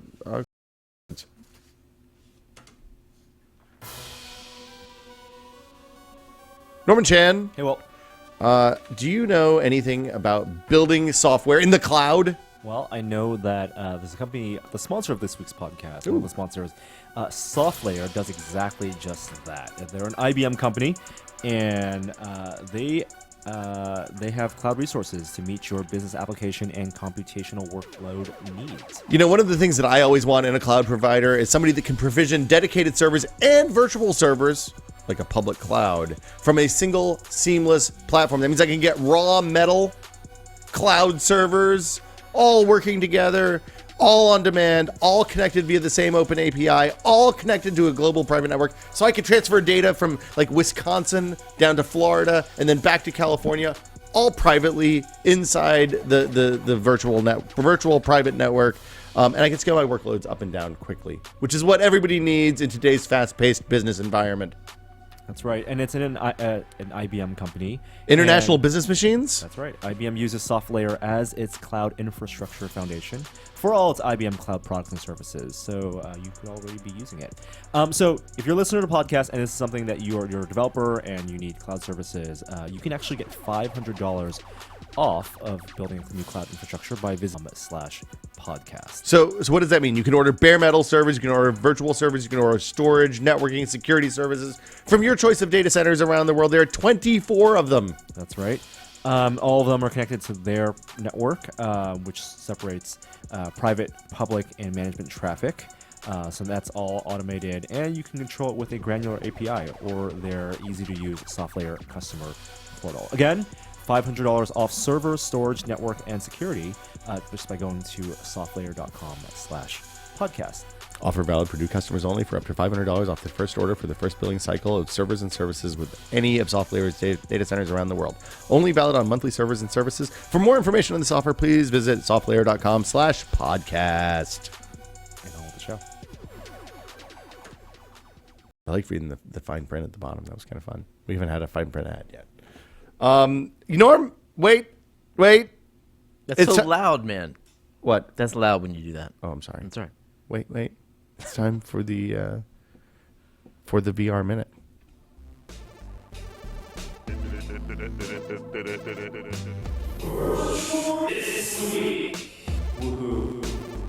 Woohoo, indeed.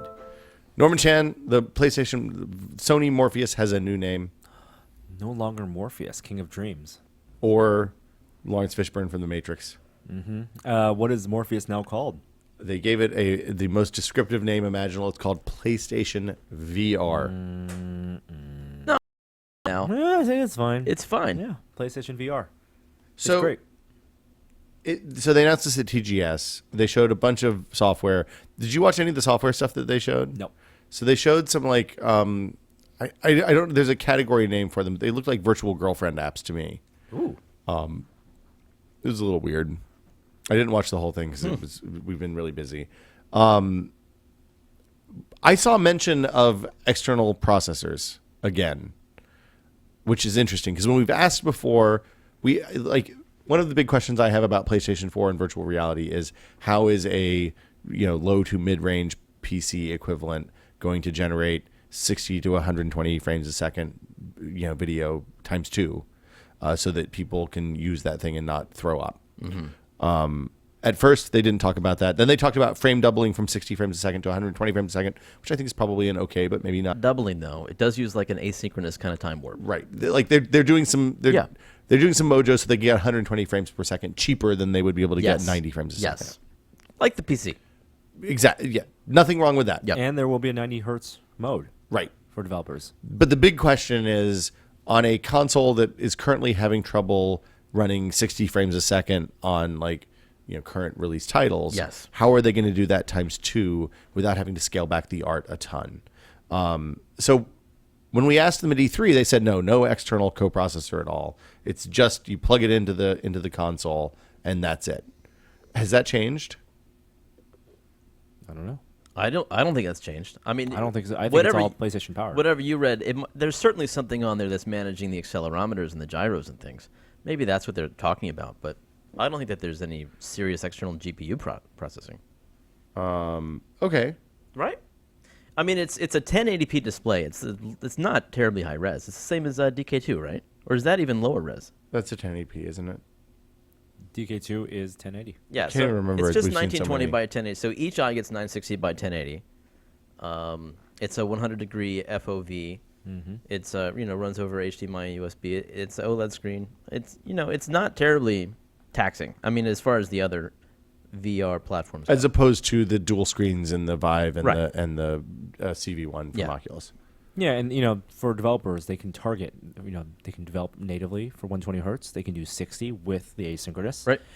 Or they can do 90. Try 90. Yeah, the PlayStation expects the 60 to 120 conversion to be the most popular. That's right. Yeah. They have a lot of titles announced for this. I'm super psyched about it. I mean, yeah, to get Sony behind VR is a wonderful thing. It's a big deal, and it showed like the stuff that they showed. Like I said, I didn't get to watch a ton of it, but they had stuff like Keep Talking, Nobody Explodes. We've talked about a ton. They had things like Super Hypercube, and then they also had some smaller experiences that are tied to AAA releases, which is something we talked about with them a little bit at E3. But it seems like those are going to be kind of like standalone, it's not like you'll play the full game in VR. You'll have a standalone separate experience. It's a VR experience that uses assets from that game or something like that. Yeah. So it seems cool. It sounds good to me. And honestly, the frame rates are not limited just by the hardware. It's also a factor of how much are you going to try to push to the hardware. Yeah. So they can scale down the graphics and get a great experience. So the other thing that's happened recently is you guys have both had a chance to use Tiltbrush more. I know, Norm, you saw it at GDC. Jeremy, I think you had your first experience couple days ago. Yep. Tiltbrush, if you don't know, is a 3D painting app that uses a virtual canvas. So instead of painting on a 2D surface like you do with Photoshop or Fractal Design Paint or something like that, you're literally inhabiting the virtual space and you paint with the Vive wands or presumably Oculus Touch wands or PlayStation Move sticks, whatever. And you can you're painting in 3D space. When we saw that at GDC, Norm, all I wanted to do after that part of the demo was done was to go back and do more painting. Oh yeah, and it's a demo that really takes advantage of the area that you can work with in at least with the Vive demos, doing a 15 by 15 or 10 by 15, a large walking area. Really takes advantage. It really augments the experience of drawing in a 3D space. Because even if you think about your sculpting, right? If you're sculpting a bust, a head, and it's something in front of you, you want to be able to walk around it or spin it around you. And I think the floor mat 4x4 space that we've seen previously with some of the Oculus demos doesn't take advantage of that as much. This is a full walking around experience.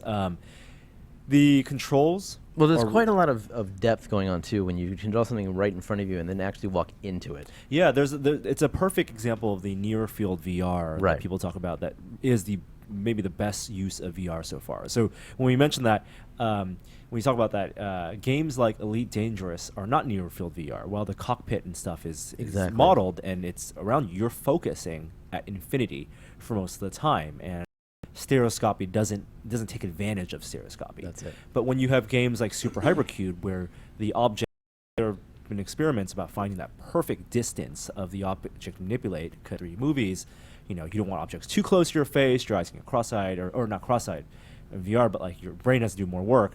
There is a perfect distance. And for painting with because you are positioning yourself in relation to what you're painting, you actually find the most comfortable spot for you as a painter. When you think of a Norman Rockwell and how someone can step back further away from their painting or go up to the canvas, you're doing that except in a 3D space, and then actually you can scale up your art because it's all just vectors, and it really changes the way you think about creating art. Your hand movement, because you're also being positionally tracked in a 3D space, also has to be changed. It's no longer drawing with a stylus on a tablet. If you draw a circle, your circle look from the side can be tilted, and it can be flat. And when you look at it on the side, it disappears if you're using the wrong brush. Right. Yeah, that's right. So to draw a sphere, a real globe, a sphere in VR, you have to sculpt it. It's not really sculpting because it's additive. Well, that's true. It's like reverse sculpting. Then what is it? It's drawing. Yes. I mean, it's complete. So I spent maybe a little more time than you have, Norm. But it's. Like the first thing I did, because I'm kind of simple, is I tried to draw a pyramid, like an actual, rather than a 2D representation of a pyramid, which I can do pretty consistently. I tried to draw an actual 3-dimensional pyramid, and it took a couple of tries to get it right, even though it's kind of the simplest of 3D objects that you can draw. Doing a sphere, you end up doing these you start with a small circle at the bottom, and then just can do an increasing spiral. Yeah. Until you make something that's big enough, that's the size you want, and then you start adding texture and detail to the surface of it. I found that you could draw in areas that were occluded. You couldn't actually see them, but you had such a sense of the space that you could draw in, fill in gaps, and then look around, and you had done it properly. So what the Tiltbrush people have to do, and I think they did pretty well, and this is also people may have seen the Glenn Keane, the Disney animator. He actually used Tiltbrush. Son of Bill Keane, creator of Family Circus. You guys posted it on your site, right? I think this is a really compelling video. Everybody should watch. And my dad sent me that video. Yeah. He was like, "You should see this video. It's about VR. You're gonna love it." I was like, "Thanks, Dad." But it's on the site Tiltbrush. On Thursday. But when you think of a stylus, a digitizer on, let's not say the iPad Pro, but on a traditional N-Trig or a Wacom stylus, when you hover your pen over the screen, there is a cursor, right? There's a visual indicator of where the point you're going to be drawing is. The VR space, they need, because you're using the tip of the wand as the point, they need to really identify that in the VR space. And they do that with a kind of its own little globe thing, where you have the center of that sphere is the pinpoint. So when you're drawing, you know not just in the 2D space, but also in the 3D space where your cursor is.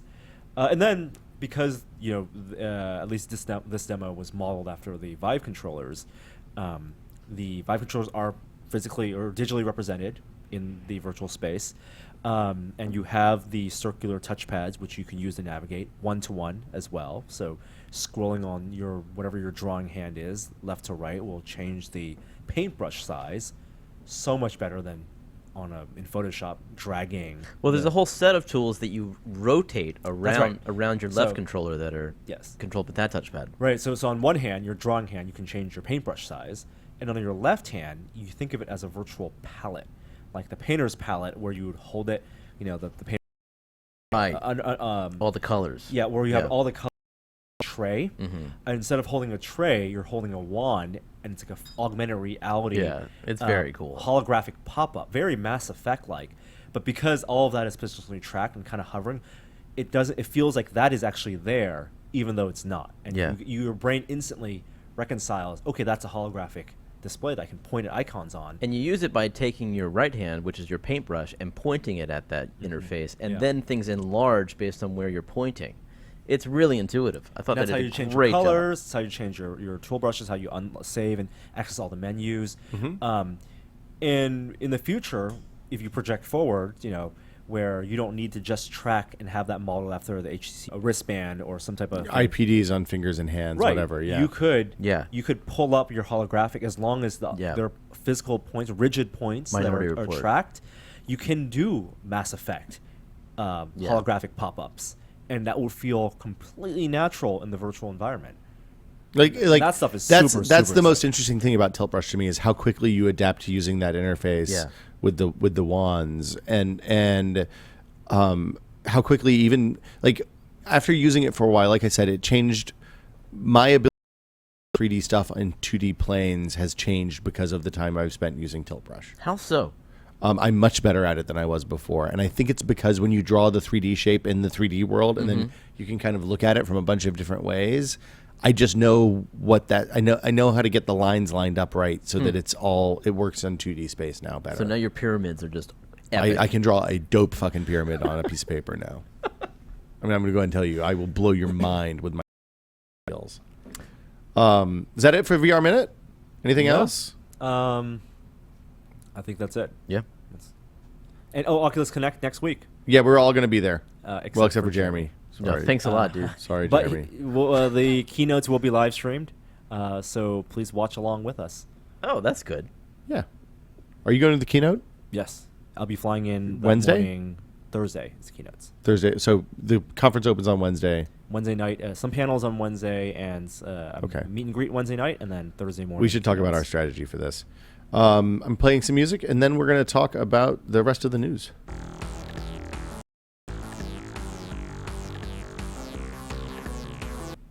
So Nintendo has a new president. Satoru Iwata died a few weeks ago, kind of unexpectedly, I think, at least for us, unexpectedly.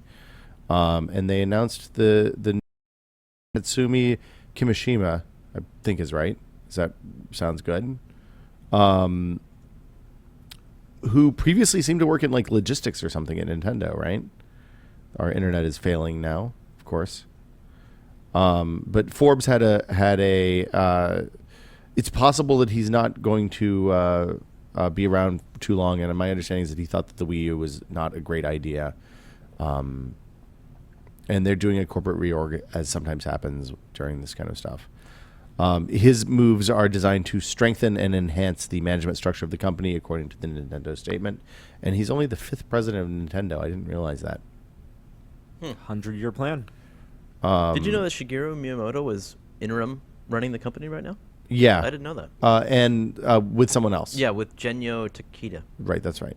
It's like Johnny Ive would never want to be CEO, but he could definitely take the reins for a little bit. I'm glad that they didn't put Miyamoto in charge, because I'd much rather, like, if I had to do something, I want him making more games. Yes, please. As many as he can make for as long as he wants to keep doing it. How is Mario Maker? It is really, really cool. What we've been testing, right? We'll talk about it in a minute. Yeah. Okay. Yeah. Let's see. There's any of these other stories you can talk about. The Witness has a release date. The headline doesn't tell me what the release date is. See, this is when you're doing listeners' choices. The excellent thing to do is to put the actual information that's relevant to the story in the blurb, because the point of doing listeners' choices usually we haven't had time to do that. Jonathan Blow released the release date for his upcoming follow-up to 2008's indie hit Braid, according to Polygon. It's going to come to PS4 and Windows PCs January 26, 2016. Sweet. Wow. That's a long time from now. This game has been in development for a long-ass time. Yep. And there's a trailer that goes with the release date. So if you want to see what The Witness is going to look like, Hell yes. I'm going to go in cold. I don't want to know anything else. Well, here's. I mean, I'm sure the game will have a lot of big ideas, and I hope it'll be fun.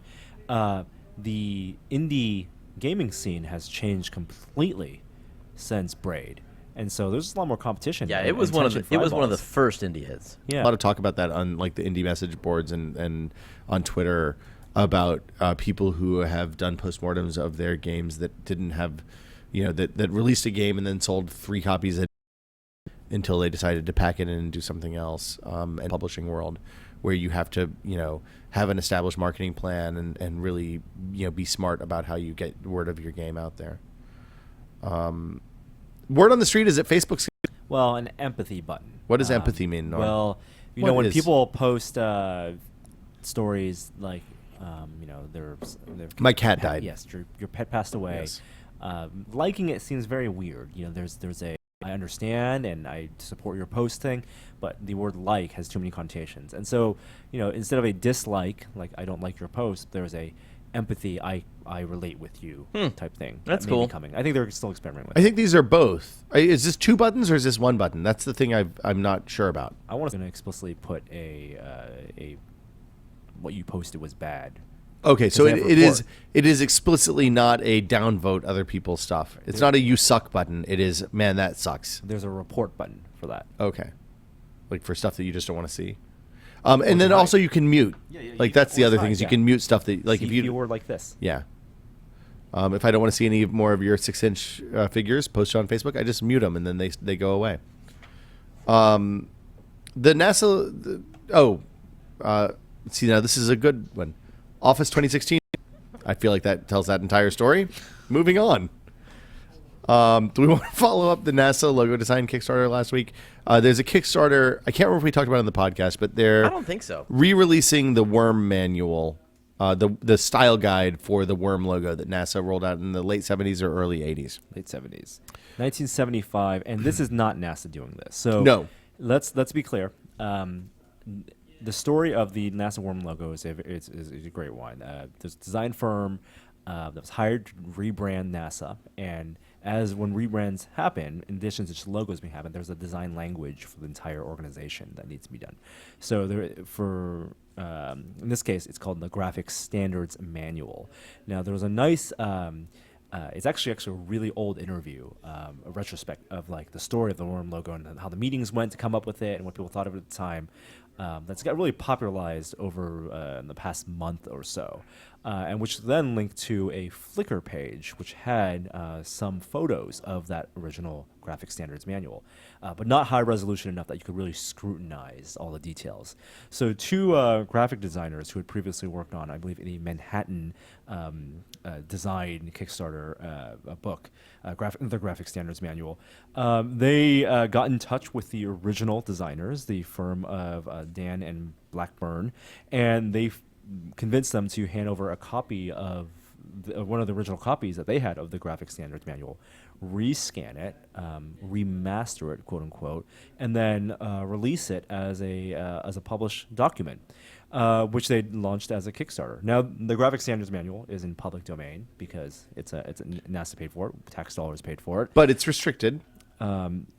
The Code of Federal Regulations 14 CFR 1221 says that these should only be reproduced from their original reproduction proofs, transparencies, or computer files available from the NASA headquarters. So I think that means you can't do derivative works. Yes. The Kickstarter wanted $158,000. Yeah. That's and a lot they've to made print something. Over 750,000 people want And they're- copies of these books. They're only halfway done with the Kickstarter. In 18 days ago, that's right. And they're not cheap books. They're $80 per book. I assume this is going to be a fancy book, right?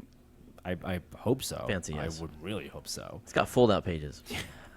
I like that it It's has not pictures of vans with the logo on them, so Yeah. you know where to put the logo on the van. That's my favorite part. It is a good Kickstarter video, by the way. If anyone wants an example of a good Kickstarter video, Well, here's my problem with the book, and I did back it. Let's hear it. It's not spiral bound like the original. like the original. It was originally in a 3-ring binder. not right? three, like a multiple. Oh, it was spiral? like super, or not spiral, but like the rings that go around the out, like many, a notebook. many rings. Yeah, those aren't going to hold up. I like it. Though. They're I doing- like that stock paper. but they're doing a kind of binding that's supposed to mimic it. okay. That's probably going to end up being a stretch goal. I Pay don't an think extra so. 25 bucks think and get so. the I ring know, No, binder. I think One they went book. with this for more of an archival purpose because it's really hard. It's a hardbound book now. The problem I have with hardbound books is that you can't open them I flat. know, but I think Anyway. they tried to solve it. The bigger story is that as a follow-up, NASA has actually released a PDF of the Graphic Standards Manual. For how on much its money? Website. For $0 that's that not you bad. can go print yourself. And this is actually derived from NASA, so you could actually print this one on and sell it. That's funny. The kicks. Go to Kinko's. Hey, guys. I wonder how much. It would I'm going to be down at the Kinko's in Colma, and if you want to get one, just come in and give me 20 bucks. You don't have to wait 18 days. Nope, you can have it right then. Now the Kickstarter guys do say that their scans are going to be higher quality and their remastering is better quality or whatever. Hey, man, this is it. They have the fucking original source at NASA. This isn't a money grab. This is somebody who really cared about this manual. That Well, is a yeah. fair point. Yes, But- they're also making money on this. Yes. If you don't want to spend $80 on a book, I think both projects are fine. If you don't want to spend $80 on a book, go download the PDF and enjoy it. And I do encourage you to print it out if you have that capability. It's interesting because I realized they changed. The worm was retired officially in 1992, which means that you literally, like, they stopped using it. The space shuttle spanned the worm era and then the return to the meatball. That's true. So that you can tell whether we're talking about post 1992 space shuttle pictures by whether it has the worm logo for NASA or the Meatball. meatball. Oh, I like that. That's a good point. I think that's pretty cool. I'm looking at, or I mean, there's a bunch of ways to tell what era the shuttle is, whether the fuel tank's orange or white or whatever. Do you have a preference? Obviously, Ahmed likes the new logo, which is the old logo. Look, the old logo was touched by Kennedy, right? Kennedy looked at the logo that Eisenhower came up with That's when they right. converted from NACA to NASA. That's right. And made what I think is a really golden age of graphic design Talking about logo with the meatball. Yep. Like it doesn't work. Like I Roman Mars, I don't know if you listen. You probably don't listen to this podcast because you have a lot of shit to do. I would love to hear a 99 PI on the history of the meatball because, like, it is. I think that they would probably say it's a broken logo in a lot of ways. Like, it's a bad font treatment. It doesn't really communicate anything. It's just a neat design, and it has this weird chevron that kind of goes forward. I really like the meatball. I love the worm. I like the worm. I'm a worm guy. I mean, It's look, it's a font that still looks futuristic. I have a great deal of affinity for the worm. I like both of the logos a lot. I think either one was fine. And honestly, the way the word mark of the NASA of the worm logo works, it's much better on vertical orientations like rockets than the meatball. Like, Okay. you can make it much bigger so you can read it better. Yeah. Yeah. Meatball does make better stickers. I'll say that. The meatball is a better sticker and a better T-shirt. Like, but if you want a hat, the worm, pretty good. Big round medallion, not so good on a hat. If you want to put it on the side of a bus, I think the worm is the way to go. Like, especially if it's like a Volkswagen van that you'd use to take people out to the landing pad and back. Totally worm. Okay. Yeah. I think there's room in the world for both the worm and the Yikes. meatball. Why can't we all just get along, Let's man? make you in charge of NASA. Fuck yeah, I would love to be in charge of NASA. I would straighten some shit out right now. What are your thoughts about the Nexus 5 leaks, Norman Chan? Nexus 5, the new Nexus leaks. The Did we talk about the new 2015 Nexus 5 price, release date, specs. It's the next thing on the list as curated by our users. Nexus? Oh boy, what are the rumors? This was posted by Scott Adam Gordon one day ago on Android Pit. We don't usually do rumors for this specific reason. The front camera appears to be located at the bottom right of the top speaker. What's the chase? You buried the lead here, dude. Circular finger scanner positioned below a raised camera lens that has a pimple. Release date will be September 29, according to CNET. A report from CNET. It's gonna be a 4K screen, right? Isn't that what I read? Well, the idea is that there are two. There Oh, are okay, I see. two Nexus phones, a 5X Snapdragon 808, 3 gigabytes of RAM, 16 gig, 32 gig versions, 5.2-inch full HD display, and USB Type-C. Oh. Yeah. 1080p for 5 inches is perfect.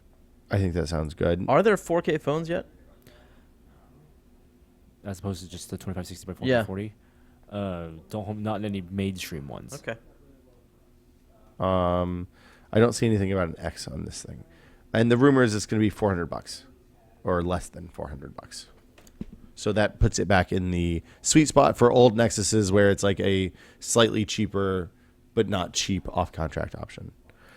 Have either of you watched Mr. Robot yet? No. Oh my God, you've got to watch Mr. Robot, Jeremy. What's that? Mr. Robot is a TV show about computer hackers. Oh. That's actually quite good. Oh, with authentic hacks. Authentic hacks. Yeah, I've heard about this. Yeah, it's totally worth AMC? watching. No, USA. USA. Can I get this on Netflix or? It's on Hulu, I believe. Okay. From the people that brought you Silk Stockings. It's really good. Here's the thing. The pilot, I think I said this on Still Entitled the other day to Adam. The pilot, the first 15 minutes of the pilot is the strongest opening for a new TV show I've ever seen. Whoa, dude, come on. Except Far for and Lost. away. Hyperbole. I didn't like the opening of Lost. Battlestar Galactica. The pilot or The or pilot. 15 minutes.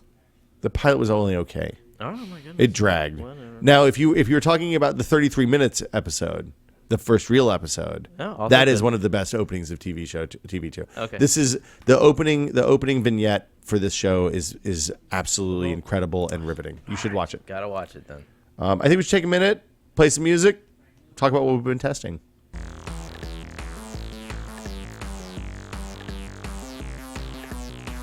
I had to learn how to use Keynote this week. Mr. Robot. Oh, good. I'm glad more people are using Keynote. It's really nice. It's like PowerPoint, but good. Doesn't open on Android phones. That's the idea. No shit. You remember that day that Steve Jobs announced it? Yeah. He gave it away that same day. Well, he was demoing it the And whole sold event, it, and yeah. then he said, "And by the way, we're giving this software. We're making this software." Knew how to present. I kind of always assumed that it was the tool that Steve Jobs wanted to make Steve Notes. Yeah, exactly. Yeah. What else? The other big piece of software I've been using that's unusual is Mario Maker. It came out last Friday. It's a normal Nintendo Wii U title. Yep. There are very frustrating things about it. It is fucking amazing. It's really great. It's a toolkit for making your own Mario levels. Or nightmarish horror stories. Most of the ones that are online are horrible. Now, I guess I should have expected that, but most of them are just filled with every contraption a user could possibly draw on the screen, and they're just meant to be laughed at.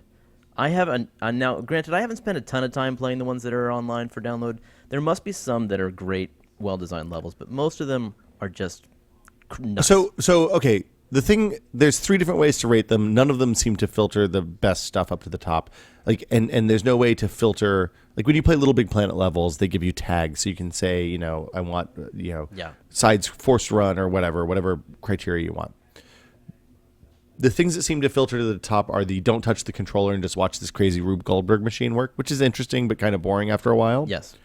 And then nightmarish hell levels from the people who made ROM-hacked Mario games that were impossible to complete. But they don't have any sense of story or arc, or they don't even look that good. They're just challenging. Or they're That's not it. even fair. Like, in many cases, they're not even fair. Like, they're just, No. there's a gimmick Yeah. that once you figure out the gimmick, you can pass. Or they require you to be incredibly precise with timing. Exactly. And repeat it over and over and over and over again until you complete it. Now, at least they are completable, because in order to publish them, the You have user to finish has it, yeah, to be able to once. finish it. Yeah.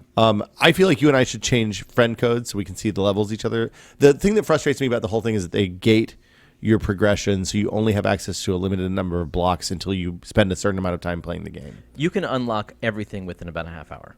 How? You just have to draw blocks on the screen. Just go crazy. No. Well, what's more fun than just drawing blocks on the screen? Well, I'm saying this is the hack. This is how you get around the limit. They give you a few extra blocks to play with after you've made enough levels, so to speak, but all they're really counting is how many blocks you've drawn on the screen. So you have to use at least one of every new item, and then you have to draw 300 blocks. And if you do that, you get early delivery. Well, and since you can just swipe across the screen, That's it. It just works itself out. Yeah. Okay, good to know. Yeah. I know what I'm doing this evening. What's cool is that my whole family, well, not my whole family because my wife is not doing this, but my kids and I are all making levels for each other. And you share them with each other and like take turns playing each other's levels? Absolutely. That sounds wonderful. It's really, really fun. The rumor is that Nintendo's going to move away from tablet for NX, which is their next console that they're presumably going to announce next year. So I'm even though Wii U has kind of been an abysmal failure for Nintendo, I'm actually super glad that it exists so that this product can exist. Right on, yeah. Because it's the thing I've always like.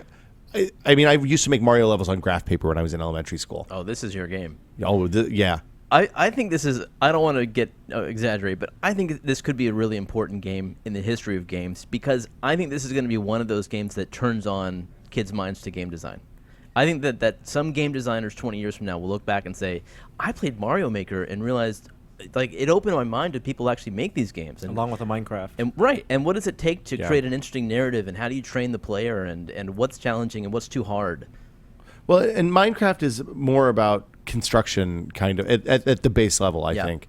This is like it is like I spent the entire time I've been playing with the game so far trying to build a compelling like game level that would fit in 1-1, 1-2 or 1-3, right? Like something that's not too hard, introduces jumping concepts, the basic concepts of the game, and gives you a sense of satisfaction that you've done some things that are a little bit hard but not so hard that they're frustrating that you're going to fail over and over again. Yeah. On the box cover of Mario Maker, Miyamoto. It isn't so easy, is it? Yeah. He's using the new emoji. Well, that was the hidden, not hidden, the Secret Mario levels, like the Mario that was never released here. Lost levels. The Lost levels that was released in Japan because they were basically picked up where the original Super Mario Brothers left off and just continued ramping up the difficulty. It was too difficult for American audiences. They were dicks, basically.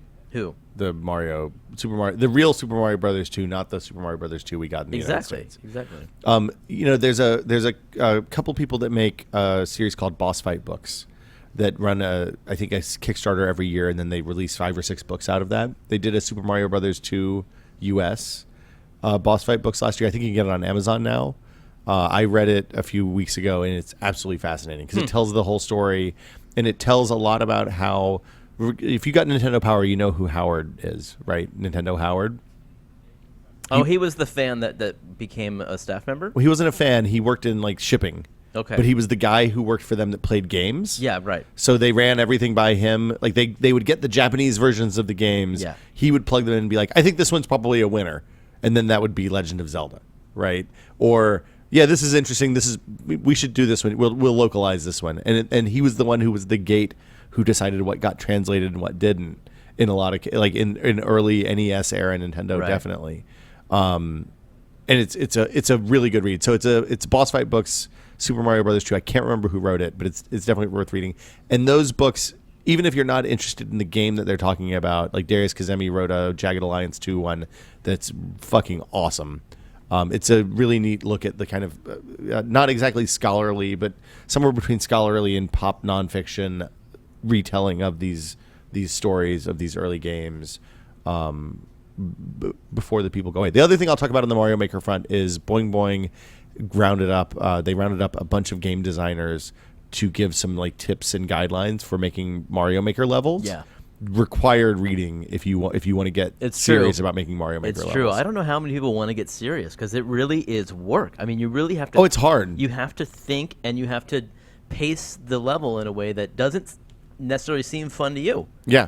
And it's very much a less is more situation. Like if you put stuff in every block, unless that's the gimmick on your level, like it's much harder to make a non-gimmick level that's fun than it is to make a gimmick level that's fun. I mean, I think everyone who plays this game, even if they don't get into design themselves, they have to walk away with a higher appreciation for the existing Mario games. On the Mario front, as part of the lead up to this, Miyamoto was doing a lot of press.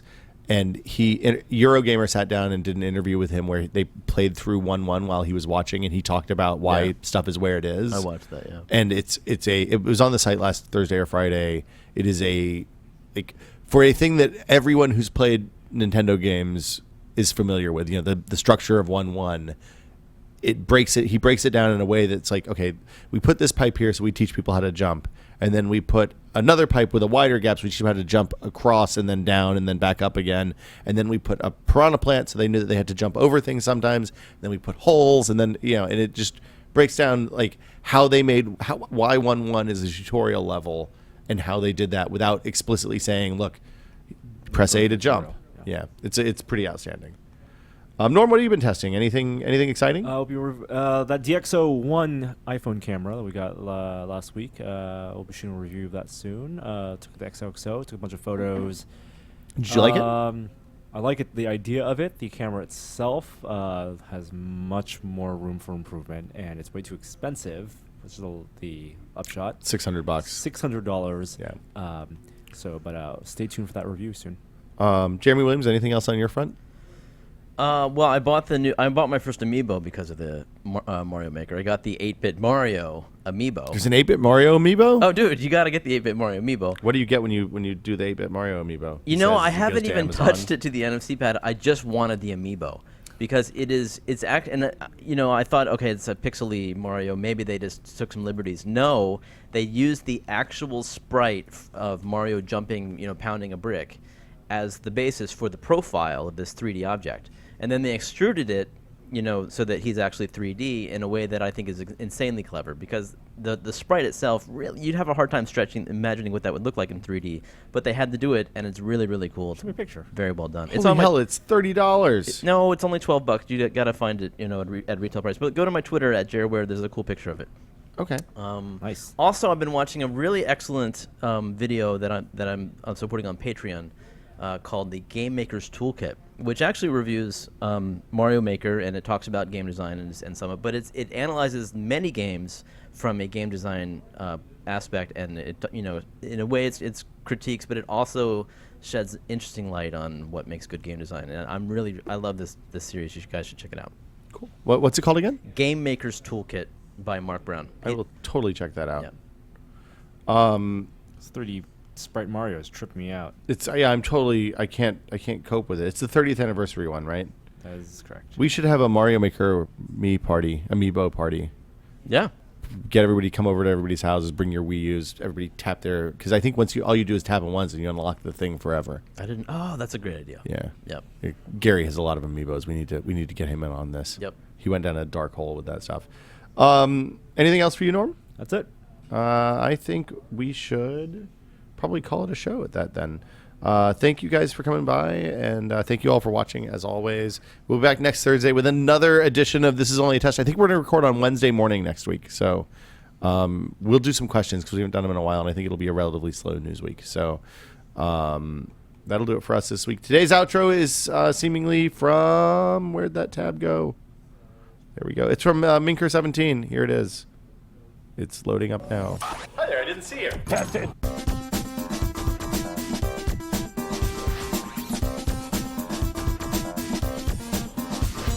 The only downside of this thing that I've seen so far is that it seems like we're going to go through balls like nothing you've ever seen. Lots and lots of tiny yellow balls. See you guys next week.